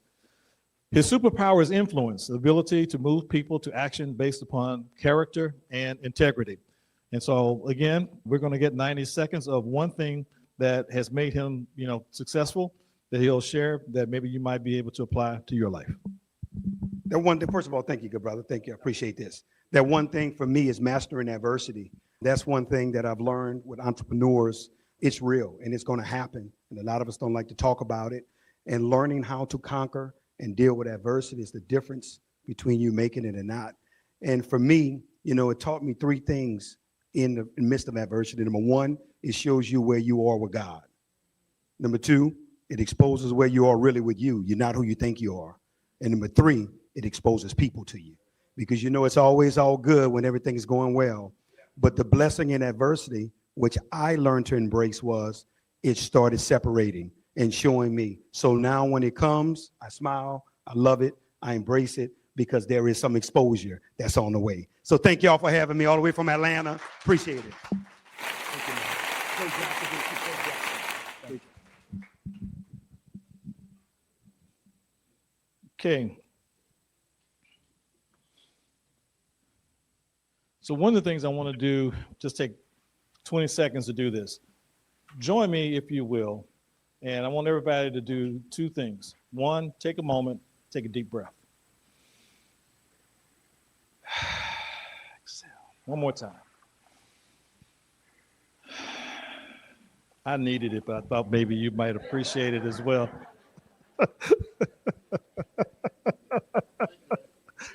Keep them laughing, Hush.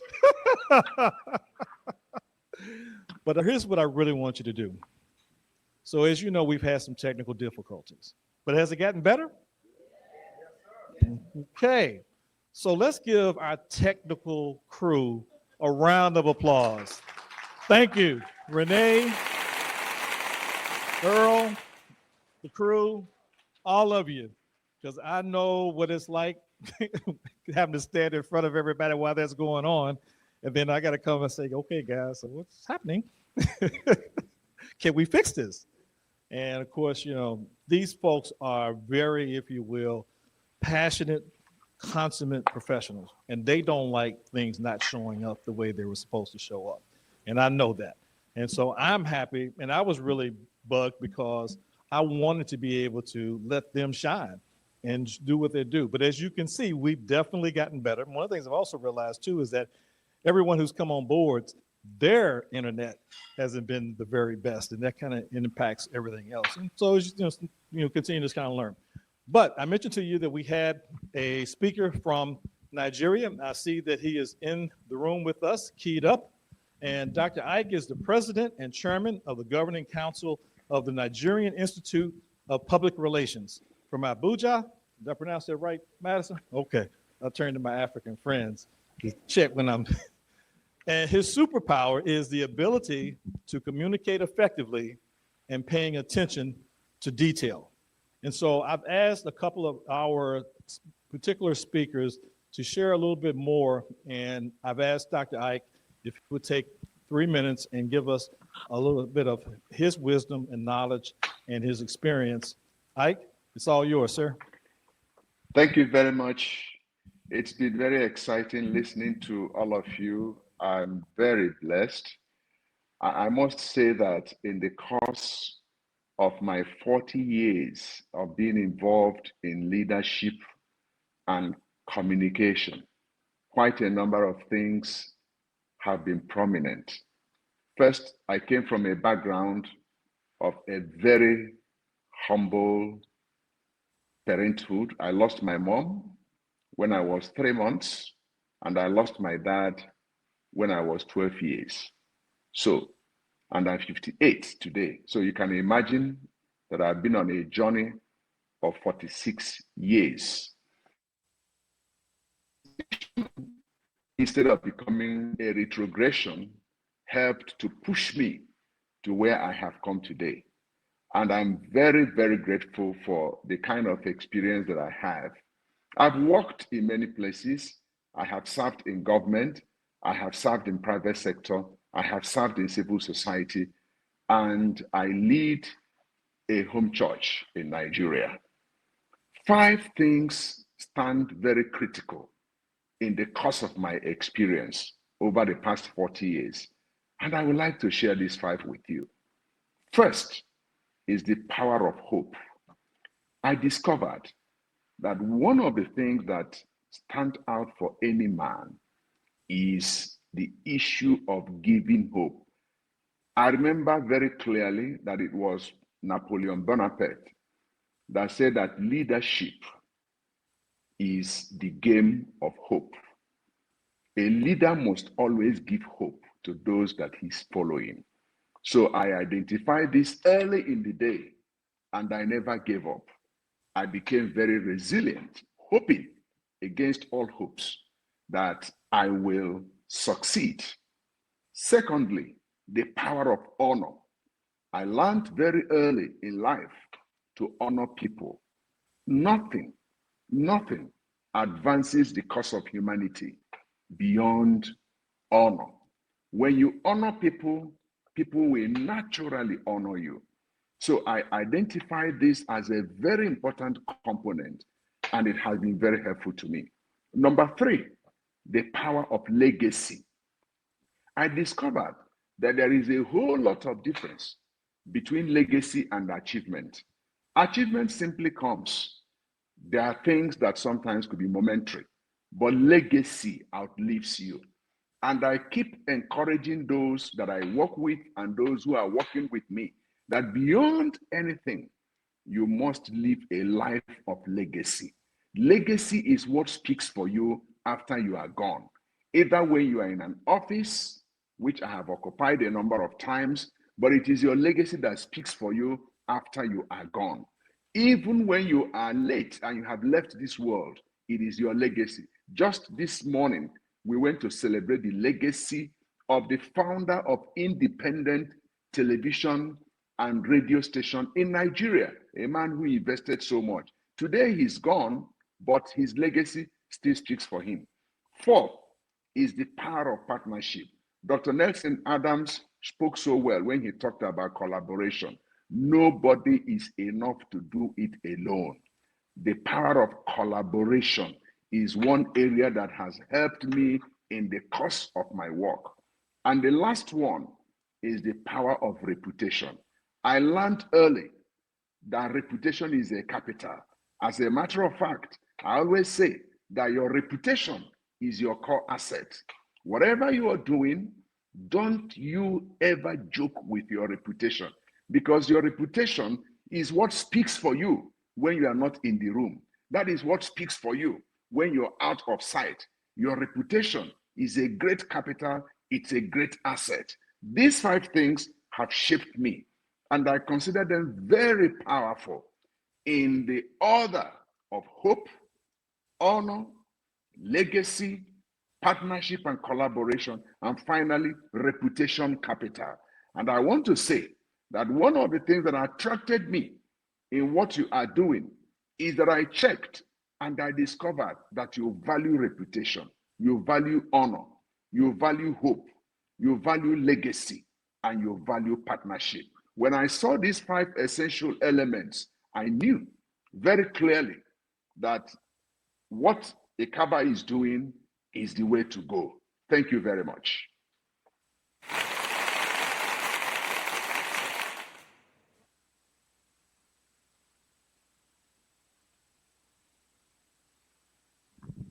Thank you, Dr. Ike. Ladies and gentlemen, a global vision is somewhat of a daunting task.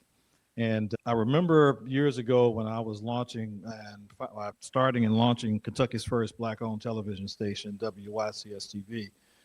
My accountant, who knew, guys, you may be familiar with Rally Hamburgers, it was a franchise.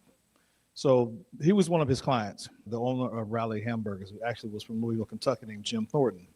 And as I was going through the challenges of getting that television station off the ground, which is a story for another day, but he told me something I've never forgotten.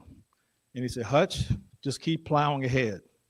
And I said, okay, I appreciate that. No, he says, man, sometimes you just got to keep plowing ahead, bro. And he said, and let me tell you what Jim says. And I said, Jim, who? And he told me who the Jim he was talking about. And I said, okay, well, he knows a little bit about, growing a business and so on. He says, sometimes you have to be too stupid to know when to quit. Everybody else is smart enough to know when you should quit. But us entrepreneurs, sometimes we have to be too stupid to know when to quit. So guys, stay the course. Don't quit. Don't give up, because in due time. Don't quit at 11:30 p.m.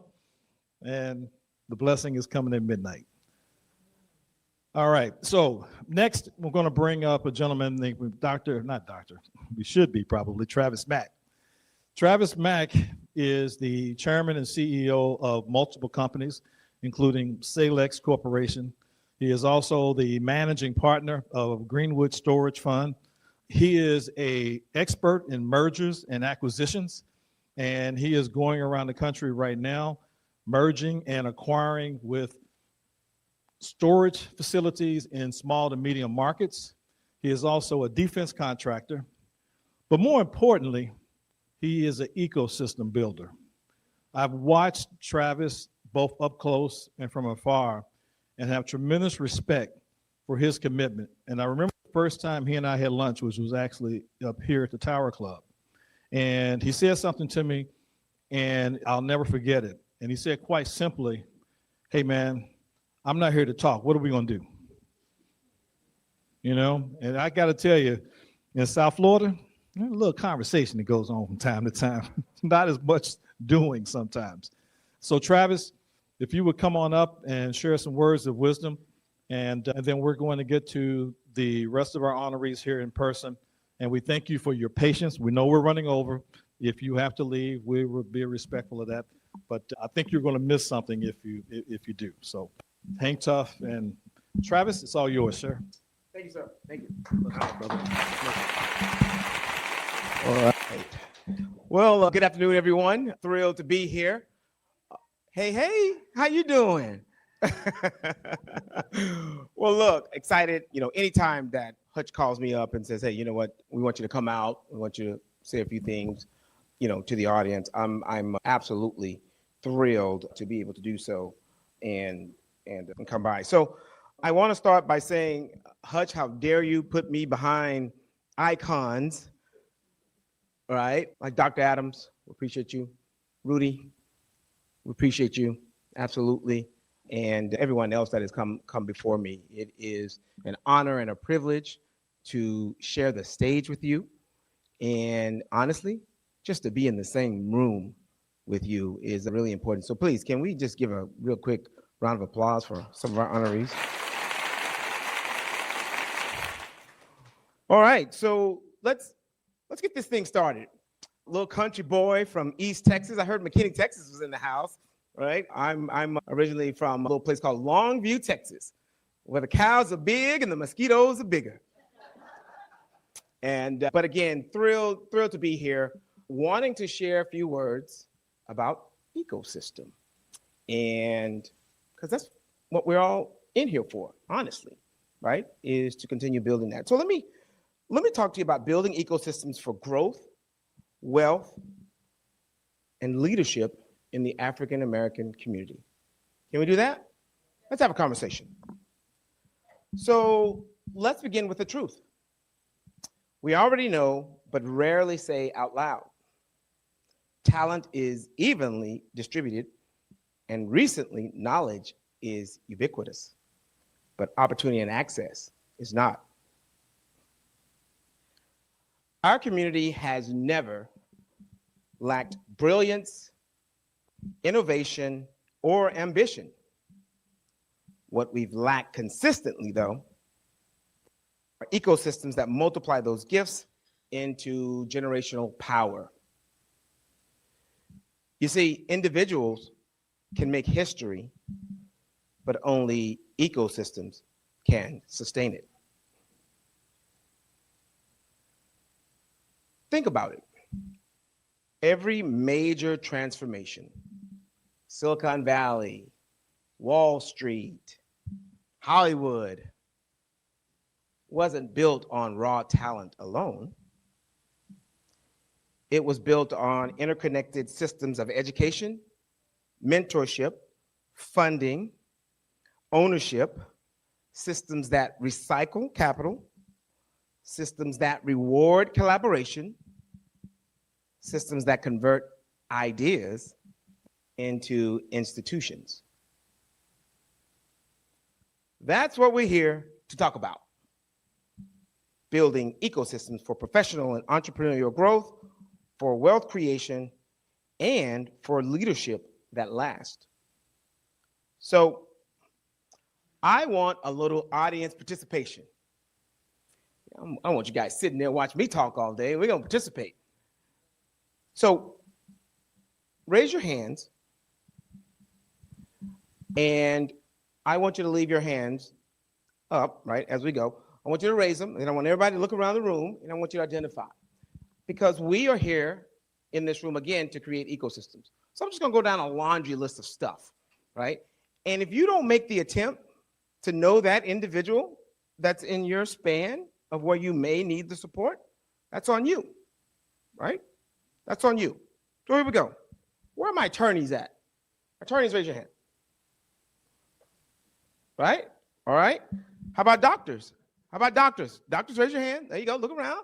Make sure you should be getting them up on LinkedIn. You should be hitting them up. I've been taking everybody's name and number right here on LinkedIn, right? Let's connect. Let's be intentional about connecting. How about social media content professionals? Where are they at? Where are you guys at? Right? Got a couple here, right? Okay. All right. How about executives, C-suite executives? Where are the C-suite executives here? All right. Okay.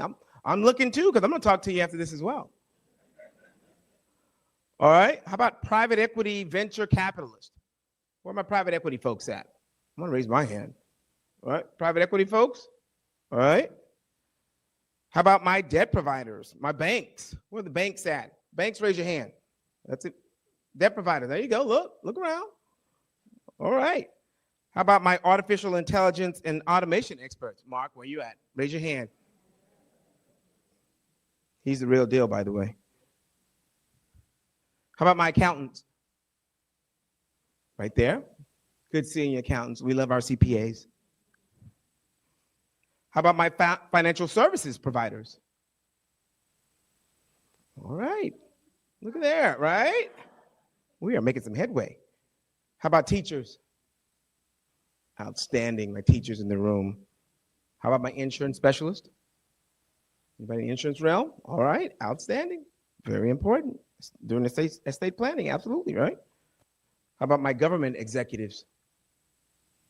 Right here, gentleman in the back, outstanding. How about my political leaders? My local political leaders, right here, important. We'll have a conversation here shortly, sir. There's some things we need done. We appreciate you.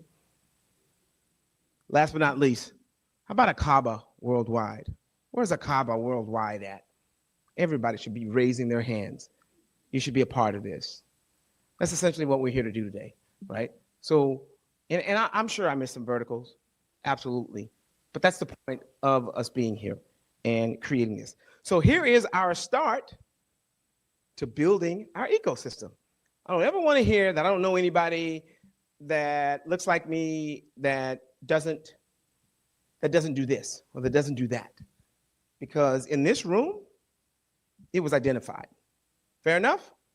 Now we have an agreement. So let's go from individual success to collective infrastructure. For too long, we've celebrated isolated success stories, one CEO here, one entrepreneur there, one artist, one athlete who made it through. But the measure of real progress isn't how many of us make it out, it's how many of us can we bring along with us.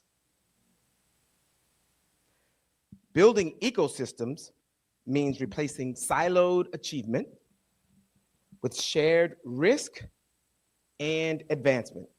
Let me repeat the shared risk part, okay? Because inherently in anything that we do, there is going to be some risk. We have got to start taking risk with our community with the full thought, right, embracing it, that you may not win every single time, okay? Those are powerful words because nobody's here to lose, right? Nobody's here to lose, but if we don't start making those investments, and look at them as investments, if we don't start making those investments in our community, who will? Nobody's coming to save you. I'll say that again. No one's coming to save you. So how about you do it yourselves? How about we do it ourselves? It means a young engineer in Atlanta should have a network that connects her to investors in DC, mentors in Houston, and manufacturers in Detroit, all within a community-driven system that sees her not as an exception, but as a node in a growing network of excellence. That's not a dream, that's design.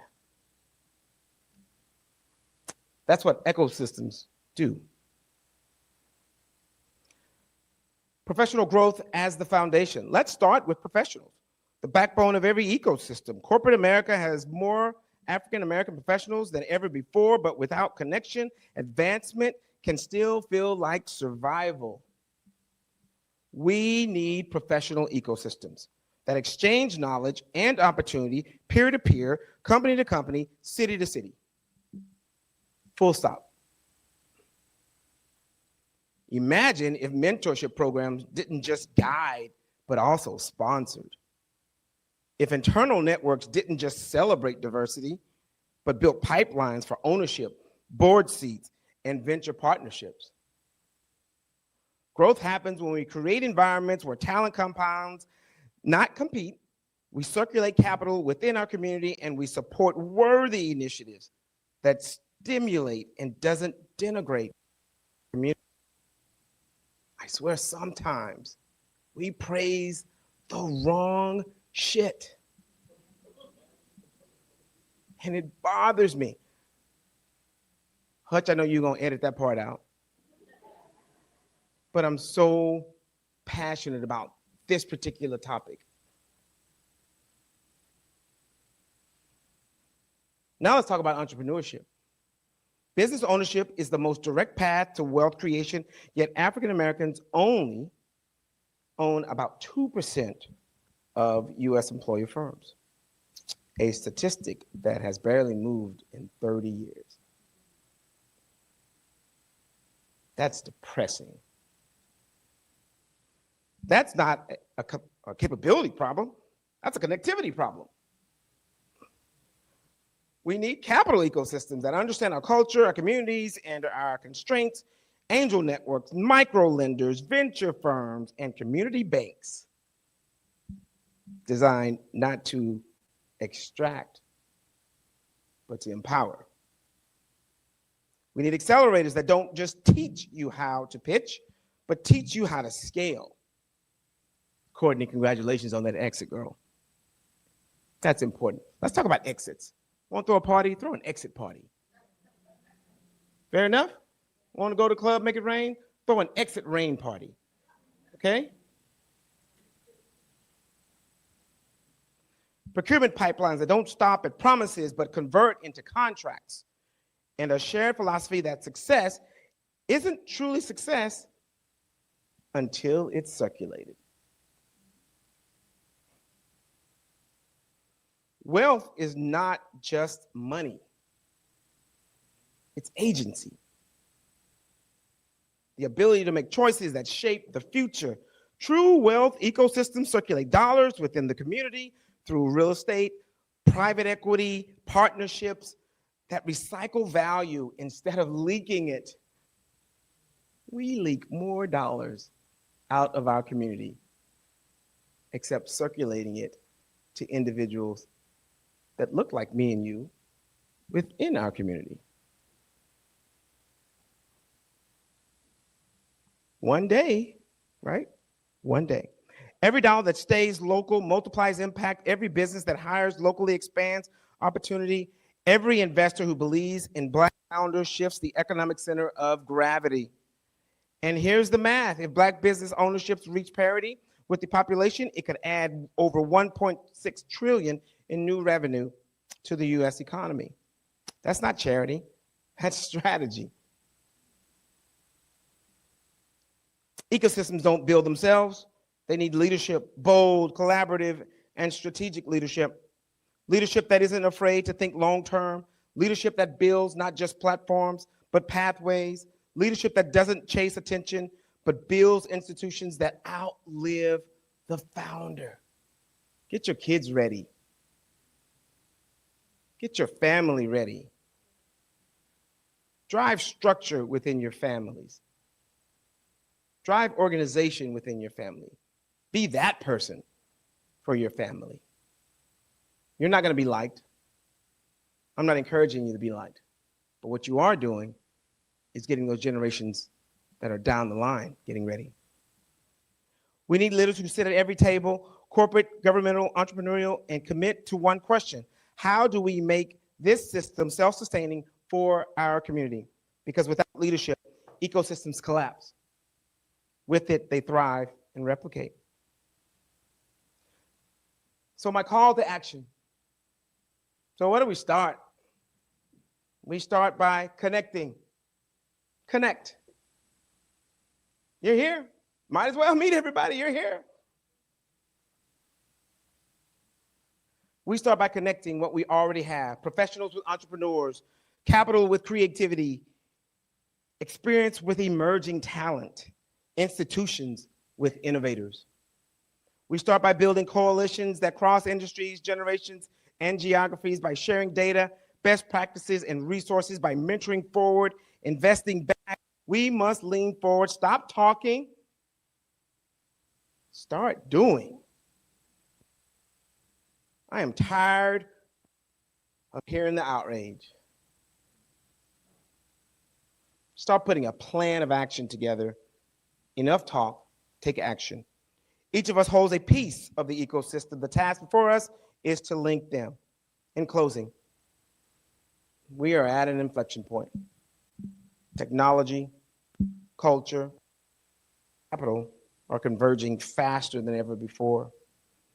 If we don't build our ecosystems now, someone will. And they will monetize our genius for generations to come. So, let's be intentional. Let's be strategic. Let's be forward-leaning. Let's take resource risk within our community. Let's be accountable to one another. I love the C's, Doctor, by the way. Competent leads. Competency leads first. Let's be accountable to one another. Let's hold ourselves to a higher standard, and let's be united. Because when we build ecosystems, we don't just create opportunity, we create infrastructure to pass on to our kids and future generations. Don't do this for yourselves. Do it for the generations that follow you. And when we do that together, our community just doesn't survive the next economy. It shapes it.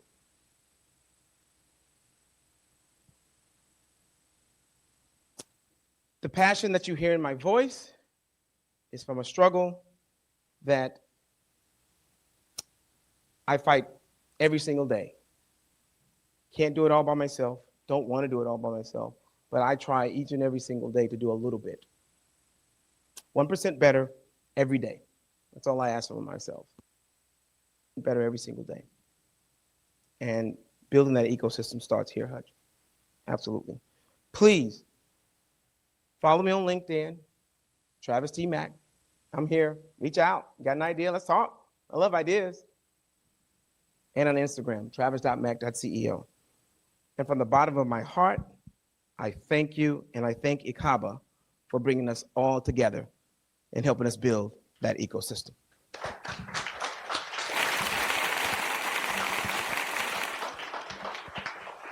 Brother.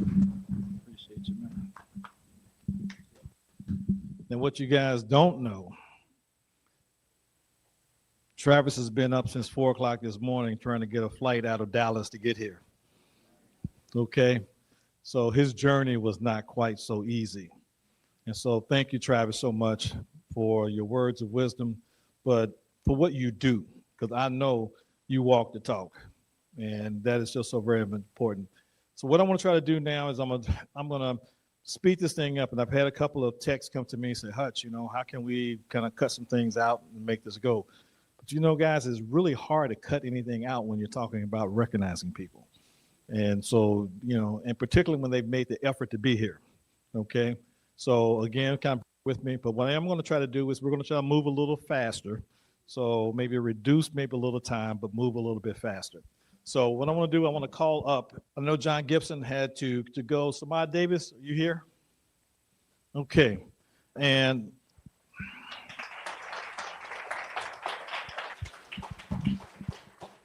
I know I'm probably killing Renee right now. She's saying, Hutch, you're out of order. And so I know that I am. But if you and May can, you know, kind of play, you know, with me a little bit here. So guys, Samad Davis is actually the owner and creator of a series that I have come to really enjoy. And I've seen it all, and I'm waiting for some additional episodes. So for any of you guys who watch Netflix, anybody here ever heard of Kings of Joburg? This is the King of Joburg, the creator, all right? And his superpower is extreme vision and ability to execute. And just as maybe we might cut 30 seconds off, I'm going to ask everybody's one thing to go to 60 seconds if you could do that, okay? All right, but Samad, you live in Dubai?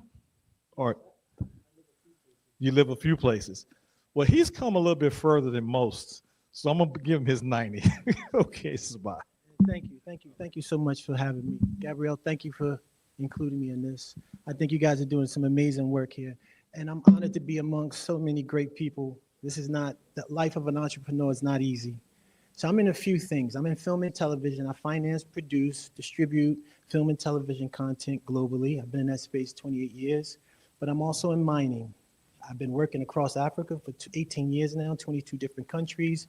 I'm in the critical metal space. So we own and operate, we finance, we acquire, finance, develop critical metal assets from copper to gold to nickel to graphite to titanium to rare earths. These are the things that make your life go around. Many don't know about that, even the fluoride in your toothpaste.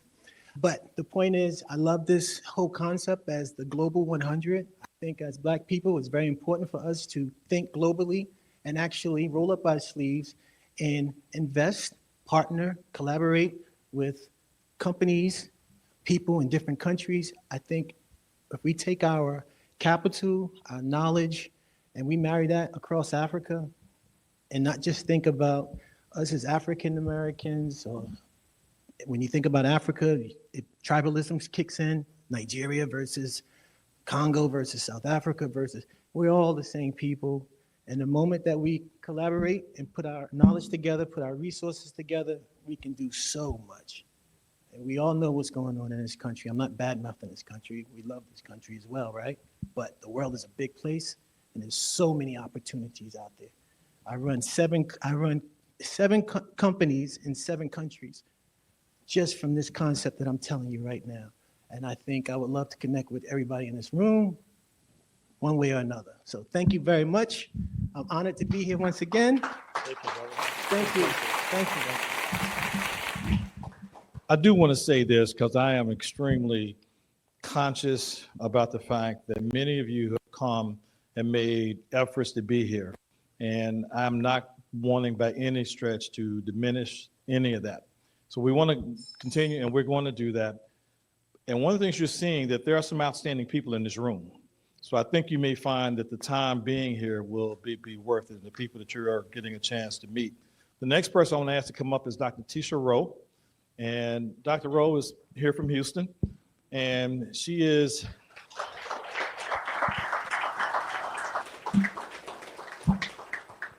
an outstanding physician. I know our podcast crew right now, I'm just kind of throwing them a little bit of a tizzy because, like I said, we're out of order. But I did tell her Tisha was coming up, and I have a feeling that she's probably got her up on the screen by now. So thank you, Renee and May, and don't quit on Monday. But anyway, so Lorraine, oh, she had to leave? Okay, all right, we're gonna make that connection. Okay, but in terms of entrepreneurial docs, she teaches doctors, they reminded me to hold the mic up, about how to be better entrepreneurs. So there are probably not 2 better boss docs here than Rudy and also Nelson. So we'll make sure we make that connection. Her superpower is empowering others. She has a gift for seeing potential in people and businesses, and she thrives on helping others turn vision into execution. Dr. Tisha Rowe, CEO, Honeycomb Clinic, Houston, Texas. Thank you so much, Church, for the opportunity to be here. I will be brief. My one thing is seek first the kingdom of God, and all of these things will be added to you.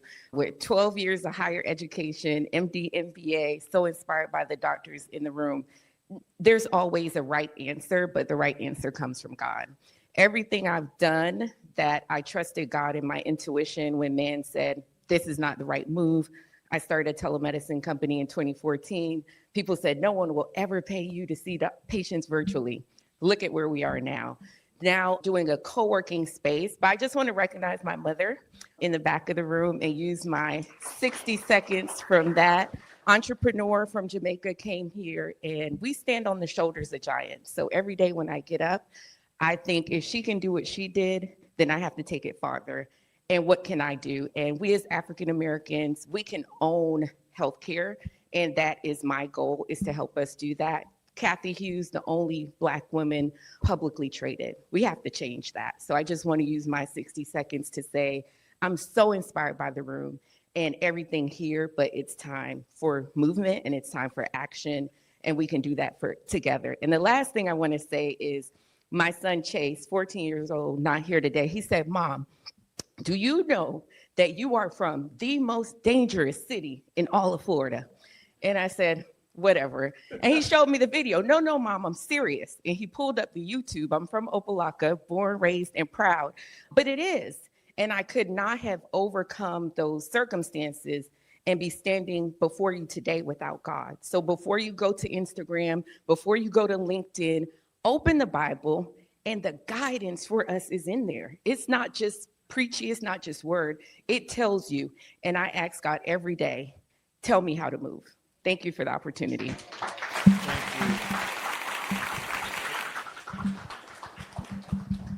All right, next is Celicia Smith Gordon, and she is a good friend, and her husband is here with her, Lawrence Gordon.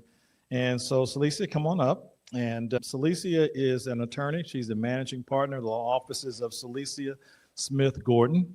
She is also a certified, I guess, should I say pharmacologist? Pharmacist, okay, pharmacist, okay.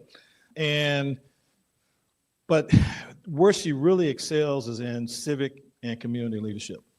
And so she has her name on doors and rooms. I don't know if we got your name on the building yet. Okay, on building too? Lois is like, yeah, it's on the building. I remember we wrote that check. But as I said, she is the president managing attorney of the law office of Celicia Smith Gordon, and her superpower is compassionate strategist. It's the first time I've seen that. And so you're one thing. Thank you. I love Celicia. We've been together for a while. Yes. And if she can do this in 90 seconds, I'm gonna do it in less. we're going to be really impressed. Greetings, everyone. My one thing I believe, is to live it in the state of harmony instead of balance.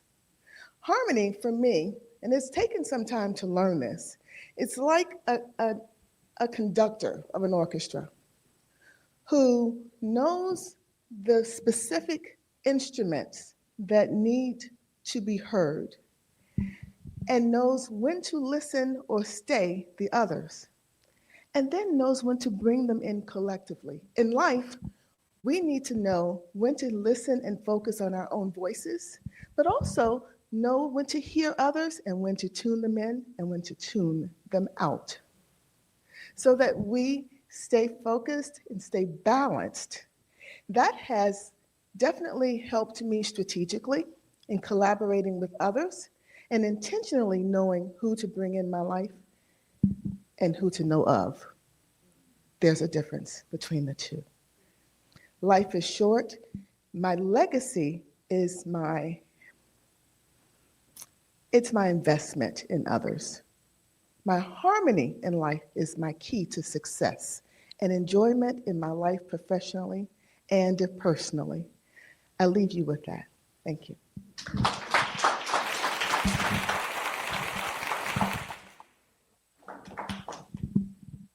All right, so our next honoree is Karina Taylor. Dr. Taylor, if you would come to the front. And it wasn't by accident that she's coming behind Celicia Smith Gordon either, ladies. So yes, I knew what I was doing. So we met Dr. Taylor as a result of her connecting her to ICABA. And so she's also here with her husband, Joe Taylor, Dr. Joe Taylor. So you got doctor and doctor. I never forget one time when the Cosby Show was on, sitting in the YMCA after playing some ball in the locker room and talking to this older white guy. And he said, Hutch, you know, that thing with a doctor, a black doctor and a black, lawyer in one family, that's not real. And it just so happens that my mother-in-law was an attorney and her husband was a doctor. And I said, well, maybe you don't think so. Okay. But actually, we have so many accomplished people. And that's one of the things we're really trying to do, but not just to come together for the recognition, but really to build community. And so it starts here today. And we're going to hear from Dr. Gafeeson. And he's just going to share a couple of minutes about what this is going to do in terms of where we go from today, because this is the beginning of the journey and not the end. But now it's all about Dr. Karina Taylor. And her superpower is empowering women through chiropractic care, movement, and through nutrition. They've got a couple of practices, and I think we're opening the second one, or is the third one? The second one's open. So congratulations on that. And you're one thing. Thank you very much. I'm honored to be here. This room is powerful. The one thing I will say that I have put into practice since I did become a chiropractic physician is practicing what I preach. Every single thing that I do as far as taking care of my body, because God gave us one thing. He gave us one body to perform at our highest potential. I believe that as much investment that you put into your businesses, that you put into coaching, that you put into networking is the same amount that you need to put into your body. Our body is a collective system of array of systems, from heart health, gastrointestinal health, musculoskeletal health. And if you focus on improving each system and giving each system what it was designed for, and if you listen to your body and the symptoms, because symptoms are not normal, and you give your body what it needs, only then will we perform at our highest potential, because that's what God created us to do. And my honestly, one thought is to stop playing with God and reach your highest potential. All right.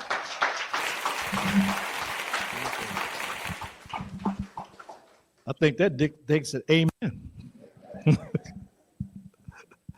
All right, so now I'm going to bring up another good friend, Mr. Thrivin Smith, and I am very happy to have him here with us today.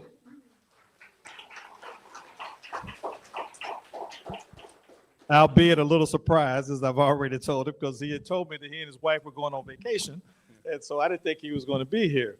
But, you know, it tells me the commitment that I know Thrivin is an economic development leader throughout South Florida. And, you know, his role here in Delray Beach has been running the TED Center, which is Technology Economic Development.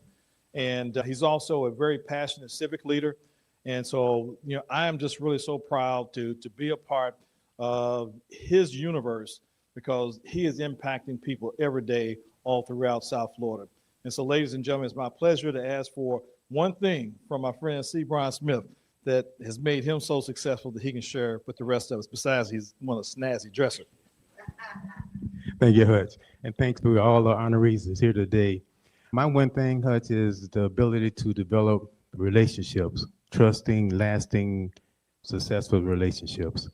And everything starts with a relationship, whether you know it or not.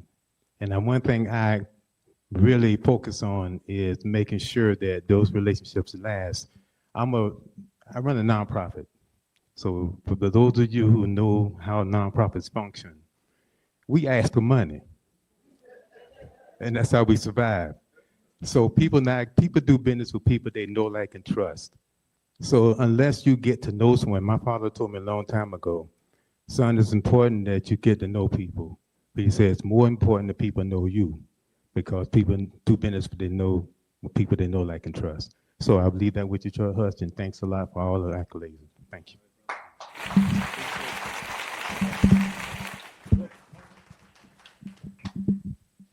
You know, I heard just now Thrivin say something that we've all heard before. When I grew up, it was all about who you know. And then when I got older, it was about who do you know, who knows you, right? What's the third piece of that? Anybody got a third piece of that? How do they know you? And so I've been raising my daughters about that, because how people know you has a lot to do with how they value you. And so ICABA, in part, tries to make sure that people know us. And we want to make sure how they know us. So we have spent all of this month, and we'll continue until the 31st, putting social cards, profiling the Global 100 that you're hearing about. And also, let me tell Renee, our next person will be Razan, Tyson? Okay, so they already got it. The Global 100 honorees all over social media, TikTok, LinkedIn, Facebook, Instagram, so on and so forth. But we also have been spotlighting organizations as well as milestone achievements of outstanding African-American or Black professionals, entrepreneurs across the world. And so advancing wealth, elevating leadership, but showcasing Black excellence is what Black Professionals Month is all about. And so our next honoree is Rashawn Lewis. And Rashawn? Oh, you're right here. Sorry. Okay. Come on up. Oh, well, that's okay. He's up next. We'll keep it moving. She's next. Rashawn, come on up, sir. So I want to introduce Rashawn Lewis, and Rashawn, is the executive director of Low Country Youth Services in Summerville, South Carolina. And when I hear Low Country, I start thinking about grits and shrimp and grits. And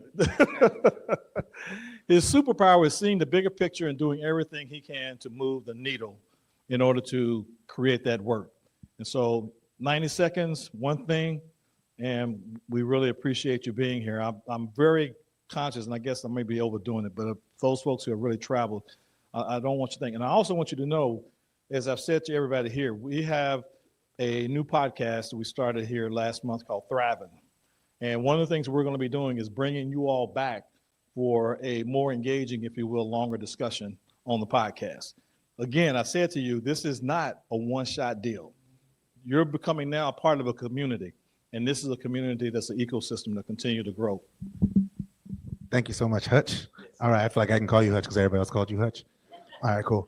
I am Rashawn Lewis. I'm really excited to be here. I just want to start out by saying that when I got the acknowledgement, for this, I thought it was a scam. I wasn't sure. I actually had my assistant reach out because in the nonprofit space, I run a nonprofit organization. You don't get a lot of recognition for the work that we do in the nonprofit space. We're not wealthy. We're not, the movers and shakers. We're just people trying to do some great work in our community. And I thank God that I've been given a mission to serve my community in the way that I have. I've had the opportunity to be surrounded by tremendous leaders. And so my one thing that I'll say is, you all have leaders on your teams. You have leaders on your staff. You have them there for a reason. Empower them. Give them something to do and make it theirs. Don't micromanage them.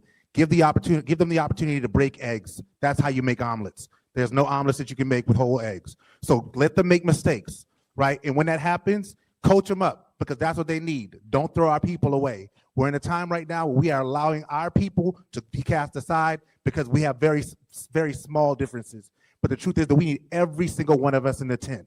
So I thank ICABA for doing this. Thank you so much for having the heart for this. And I'm just happy to be here. Thank y'all so much. God bless you.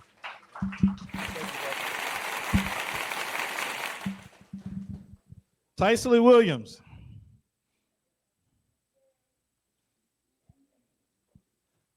How are you? Pleasure to meet you. Hug her. So Tycely, and my cheat sheet is not on the screen yet, but she's the Chief Executive Officer of Liberty Fellowship out of Spartanburg, South Carolina as well. And again, ladies and gentlemen, I think at this point, you're probably clear that we didn't just wake up one day and just kind of pick out a few names to show up today, okay? This was a process, both public nominations and our editorial research. And so this time next year, probably sometime around February, when you get, a email asking you to nominate somebody, it won't be a scam or spam. Okay, so we appreciate your help. So Tycely, her superpower is unconventional thinking and unrivaled integrity and unrelenting kindness. Your one thing. Her superpower. So I think that's your one thing. Absolutely, superpower. So I want to extend gratitude and congratulations to all the honorees. I entered the world in 1975. My parents named me after their favorite actress, Cicely Tyson. And at a very young age, they told me, nothing will work unless you do. My word is self-determination, and that is self-determination powered by the goodness and grace of God, who is ever present and always on time. Self-determination also propelled by family and friends that show up in support of us and always affirming our abilities. And shout out to my girlfriend, Jackie Kendall, an amazing entrepreneur who is also here championing all of our success. And the practice of self-determination reminds all of us as lifelong learners the importance of failing forward and extending the exceptional legacy of our ancestors and inspiring the next generation. Thank you. Thank you.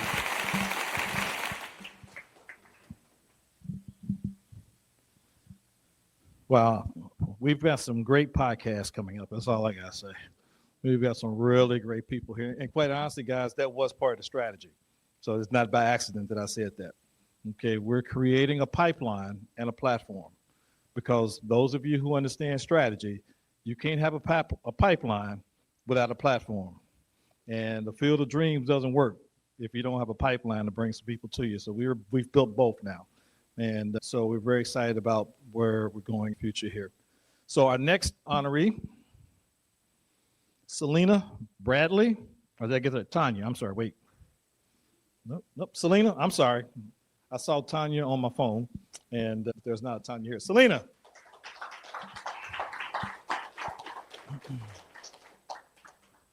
So as Selena, comes up, I want to tell you a little bit about her. She is the CEO and also founder of the Selena G Foundation. I got to tell you, we did not select people simply because they were the biggest or baddest in their industry or whatever, made the most money and whatever. I saw this woman on LinkedIn. And so as we were just kind of doing our homework and I looked at her LinkedIn profile, I saw that she had a picture of when she was buying her first home. She doesn't know that I did that. And what I thought was so cool about it was that she had incorporated that with her kids, and she planted the seed with them before they got the house, that's what they were going for. So the picture wasn't, that kind of picture where y'all kind of show up and say, oh, we got a new house. No, the kids have been involved in the process of getting the house, and the picture was the culmination of that effort. So congratulations. Okay. So Selena's superpower is making connections where people feel valued and inspired, building trust and opportunities that uplift not only herself, but others as well. Your 90-second one thing. Good afternoon, everyone. I'll make this quick. I'm Selena G. Bradley, and my one thing I like to talk about is mindset. A lot of times people don't think, what goes through your mind and what keeps you going. And what I had found out about myself is I'm my worst enemy when it comes to my mind. So I've learned to train myself, affirmations, surrounding myself with people, and just being in this room is so uplifting to me because we don't see this all the time when you see a lot of Black professionals in one room. So I'm just honored to be here at this age and just happy to see everyone and just looking forward to making some connections, which I have already done so far, but I'm looking forward to meeting everyone and connecting with all of you. Thank you. Thank you very much. Oh, okay. Okay. All right, so we're getting close. Dr. Shalisa Thomas.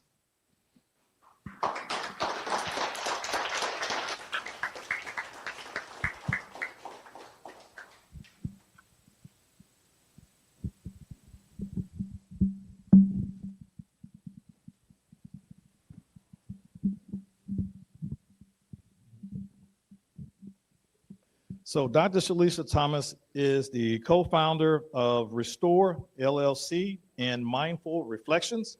Her superpower is the love I give, the compassion I show, and the respect I uphold for humanity. In lifting others, we elevate ourselves. This is what God has given me a superpower to do. Amen. All right. Congratulations. All right. 60 seconds. Your one thing. Thank you. Good afternoon, everyone. So I'm happy to be here in this sunny state. I'm from Fairbanks, Alaska. Before you ask, there is Black people there. Okay, they told us not to stand in front of the TV. Okay, before you ask, there is Black people there. I'm here with some of my Alaska family. So I am African American, and I created some crisis stabilization centers. And it was truly a challenge. We have 8 facilities that we help individuals who are struggling with substance abuse and mental health. And it was our greatest joy to do this. My superpower would be that I realize it's not just about me. It is about when I touch a life, I am touching the next generation and all those individuals that are attached to them. So I learned that in this process. And I want to leave you with live your life on purpose, with the purpose in Christ. We can't do anything without God because we are perfectly design. And I learned that being in Alaska, where there's not too many of us, the challenges I faced, challenges was accepted. Amen.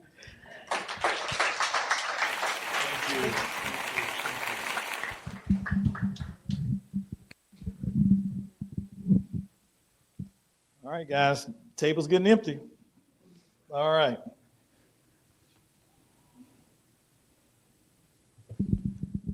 Any lawyers in the house? Okay, a couple of them. LaShawn Thomas, Esquire, founding attorney, Miami Entertainment Law Group. Oh, she had to go? Okay, all right. You want to come and get this for her, Gabrielle? Okay, and so Gabrielle Charles, PR, she was the nominator for, give me a check.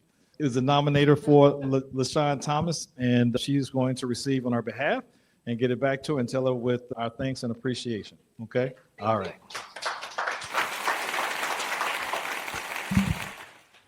Kim Avant Bab. All right, Kim.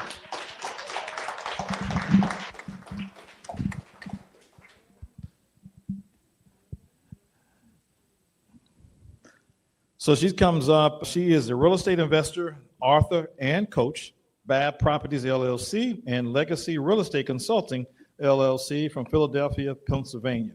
Her superpower is her ability to take a vision or idea, create a strategy, process, and timelines, to bring it to fruition. As a creative, having vision and a business acumen allows her to deliver end products with ease. Wow, it's a lot. Okay, all right. Well, tell us about the one thing you've been blessed with in 60 seconds. Thank you so much. I am blessed, excited, and humbled to be recognized today and to share this with my husband of 41 years, Randy, who is here with me today. The one thing that I live by is being a triple L, a lifelong learner. We don't come into this world having all the tools that we need to be the best individual, the best professional, or the best entrepreneur. So I encourage you, and I work every day to have an open mind, to fuel ourselves and to empower ourselves and to learn, but also to apply it so that we can grow and so that we can pour from our cup into the community. So with this, again, I thank you for the honor, and I encourage you to keep growing, and keep growing.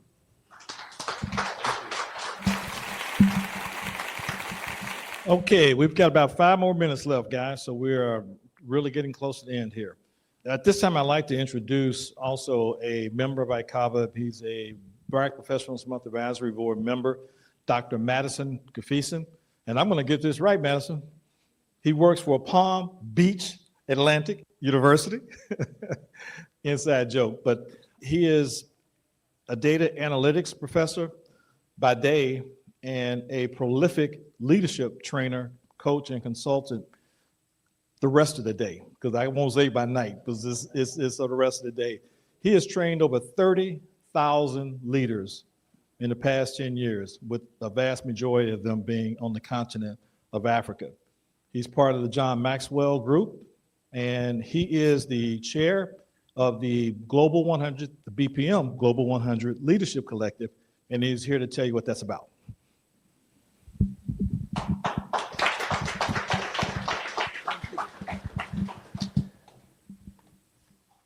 Thank you. Good afternoon, everyone.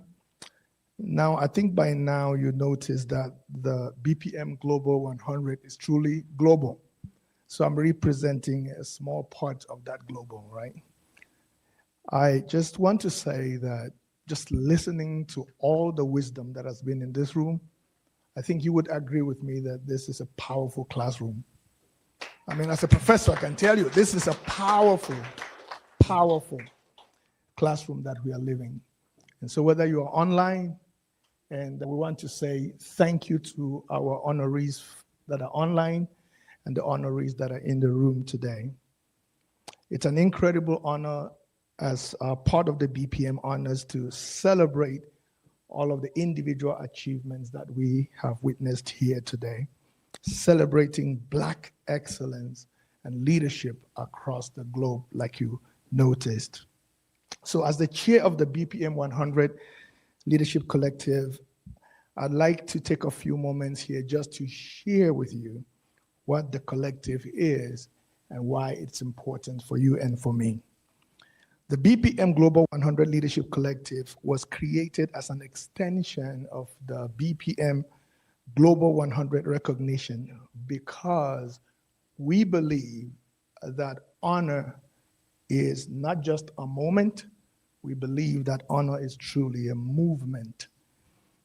And that is why each of you who has been recognized as part of the BPM 100 represents excellence in your respective areas of duty and call. So together, you form one of the most powerful networks of Black leadership anywhere in the world. And I like the subject that our keynote speaker, Mr. Mack, talked to us about, the ecosystem that we are. The Leadership Collective transforms that recognition that you receive today into action. It connects BPM Global 100 honorees year-round through the ICABA World Network, creating a trusted ecosystem for collaboration, mentorship, and influence. So, through the collective, honorees gain access to the exclusive opportunities to, number one, collaborate with peers and partners in industries across the world, elevate visibility through our ICABA-TV, Thrivin podcast, and all of the other media features, engage with high-level leadership forums, roundtables on business discussions, and the like, empower the next generation of emerging professionals who are following our path. In other words, the BPM 100 Leadership Collective is where recognition becomes a responsibility. If I were to go back and speak in, like we would speak in my native country back in Africa, we would say that he or she is a good man who does well for themselves, but he is a great man or woman who does well for others. Our vision is simple but profound. We want to unite the world's leading Black professionals into a collaborative force for economic growth, leadership development, and cultural excellence. When we connect, we create opportunity.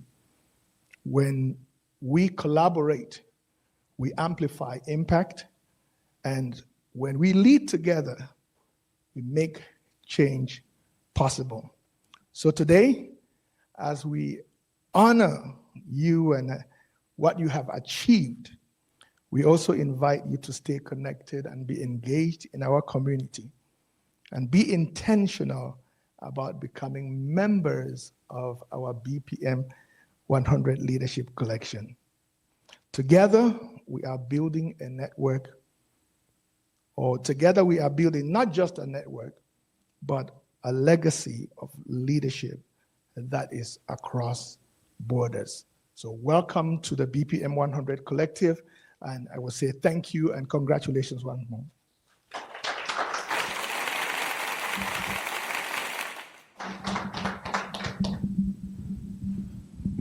Okay, so we're now at the part where we're closing and wrap up remarks. But before I do that, I know we've got one more honoree, Mario. So we didn't forget about you. So come on up, Mario.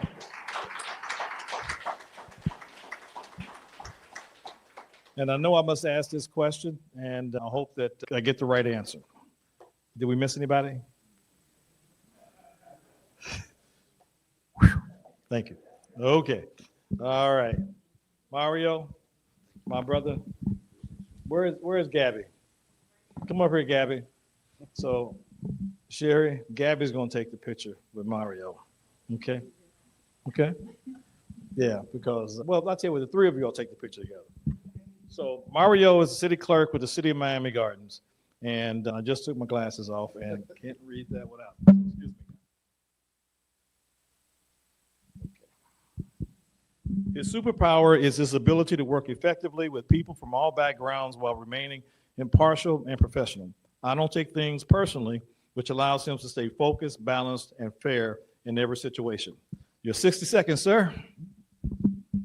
Well, first and foremost, I feel very honored and blessed to be in here with a lot of great individuals. To hear what everybody is doing has just been motivating to me. So all this time that's been here, I love it. I've learned a lot. I've been inspired. So I thank all of you guys here. The thing that I go with that got me successful, the one word is celebrate. Celebrate every little win.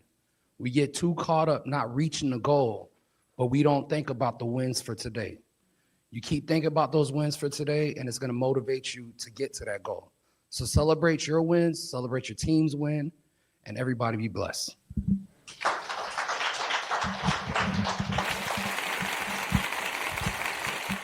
Over here, he's gonna come, and his aunt or cousin. Okay. We know you're not that old. I'm sorry. But look, I'll be go with him. Go with him.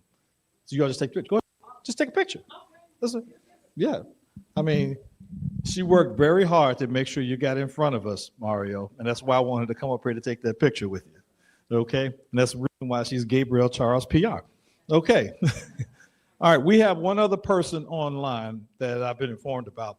Her name is Tanya, and she's been backstage for an hour. So I think we want to give Tanya her moment in the sun. Well, you all with me on that? We okay? Okay. So we're wrapping up, and it's our closing remarks, and Tanya was going to be last. I just want to simply say to you guys, first of all, thank you for being here and spending the time. This has been a little definitely unusual to run this far over, and I know that you've been patient, and I appreciate the patience, and don't take that kindly, or definitely don't take it for granted. Time is money. Time is precious because we can't get it back. The saving grace for me is I think you've experienced something today that I think has been special, and not because we're doing it, just because that it is. To be in the room with the kind of people that we're in the room with today, you spend probably a couple of hours, 3 hours with people who probably are not quite as inspiring, motivating, and so on and so forth, and we all do. But this is a special moment, and I want you to remember, and I said earlier, we were here last year and we're here this year for this event. We won't be back here next year. The room won't be able to hold it. We have begun a journey that is going to continue to grow and expand. We've built a platform that is scalable and is built for scale. As I said to everyone here, the honorees, while we gave you 60 seconds today, we're going to give you 30 minutes soon. And we're going to talk to the world about the great things that you're doing. We also have what I jokingly refer to sometimes as LinkedIn. Okay? Oh, she's here. All right, fantastic. God is good. And so is Tanya. So, Tanya, can you hear me? I can hear you. Okay, all right. So, Tanya was emailing me yesterday and trying to make sure that she was going to be here and be on board. And so we apologize for the technology issues that we had, but we did finally overcome them, but it did run us behind a little bit. I understand that you were backstage for a couple of minutes, and so we appreciate your patience. So what I'd like to do right now is just tell the folks a little bit about you. Hey guys, please, let's hold it down. If we need to close the doors or something, we're going to be courteous to her. So she's the founder and CEO of Getting Noticed with Video, LLC. And her superpower is a natural ability to take complex technology and marketing concepts and distill them into simple, actionable steps. And she's coming to us from Wiley, Texas. And exactly where is Wiley in regards to probably a city in Texas we all may be familiar with? Which one? Houston, Texas, Austin, or Dallas? Yeah. Close to the Dallas? area. Mm-hmm. Okay. Mm-hmm. All right. So are you ready with your one thing, Tanya? I am. And I've actually been here for a couple of hours and had just a wonderful time watching the recognition and seeing the accomplishments of so many. So I'll keep it really brief. One thing that I've learned and that I continue to practice is that lasting success comes from our ability to merge what we already know with what we are willing to learn. So the wisdom, the experience, the resilience that got us here, that's valuable, but the world is continuing to change. And the message that I wanted to share really quickly is that we can't rely solely on what used to work. We have to stay curious, adaptable, and open to learning what will work next. So when we blend whatever we used to know, our past insight, with future innovation like AI, automation, all the tech, we don't just keep up, we lead. And when we lead, we create more access, more opportunity, and more representation for those who are coming after us.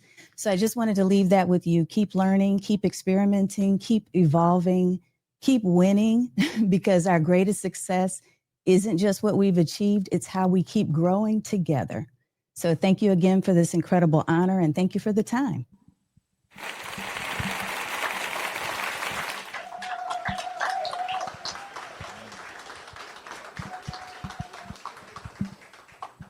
So Tanya, I really want to thank you. And there's just a couple more things I have to say. I kind of like, you need to just shut up and let that be the last word. But I do want to just say this, and that is that, again, as I've said to you, we have the ICABA community online, which is what I jokingly refer to as LinkedIn. And we just recently, we're on our ICABA community version 6.0. So we've continued to upscale, upgrade, and today, matter of fact, I look at Celicia, and I think for the first time, she's like, okay, Hutch, I think this works. Matter of fact, I got to dig into this a little bit more. You got a lot of stuff going on here. But we have the means to keep us all together. So this is not a pipe dream. This global community is not a pipe dream. And if you use technology correctly, we can keep us all together just as easily as everybody in this room can be together, but also across the world can be together. And it's one of the greatest things that has ever happened to empower people who don't necessarily have some of the other levers of power at their disposal. And there is a platform, fan base, and Isaac Hayes, many of you may have heard of the name Isaac Hayes. He has a son named Isaac Hayes III. I want you to just Google fan base. I'm not going to take time now to talk to you about it. But Isaac Hayes III was on the Atlanta Black Chamber's Tuesday Talks here a couple of weeks ago. He's building a platform to rival Twitter, Facebook, and so on and so forth. And guys, if you're paying attention, and I know that you are, tech giants, they just said the other day that Elon Musk, Mark Zuckerberg, and I forgot, there was one other person, they have more money between the three of them than the entire middle class of America in aggregate. 3 people. And what is the common denominator in that? Technology. And understand this, where do you think a lot of the content in technology is coming from? So that's what fan base is about. Fan base is about creating our own platforms and stop letting somebody else monetize our content who particularly do not have our best interests at heart. That's right. Okay? But again, guys, we have to be intentional and purposeful and determined. And if you've made it, great. But if you didn't pull somebody else up with you, then you know what? You are only a success. What I implore you to do, what I beg you to do, and what I hope we have inspired you to do today is to live a life of significance. Because significance is not what you do for you, it is what you do for others. And is that which lives beyond you. If you want a legacy, be a Dr. Nelson Adams. Leave a legacy.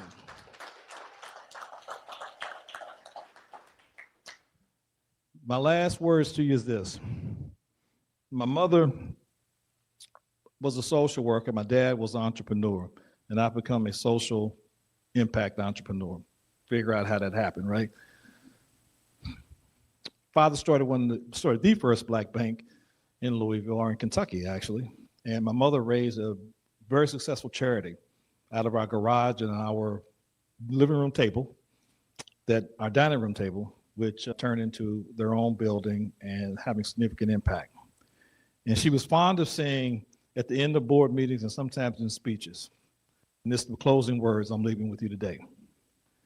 Never underestimate the power of what people collectively can do. Look at what a single snowflake can do, as fragile as it is, when combined and working in cohort with other snowflakes, and what a powerful force of nature they become. Let's be a powerful force of nature. Thank you for being here. Thank you to our sponsors, our attendees. Thank you to my team, my staff, everybody.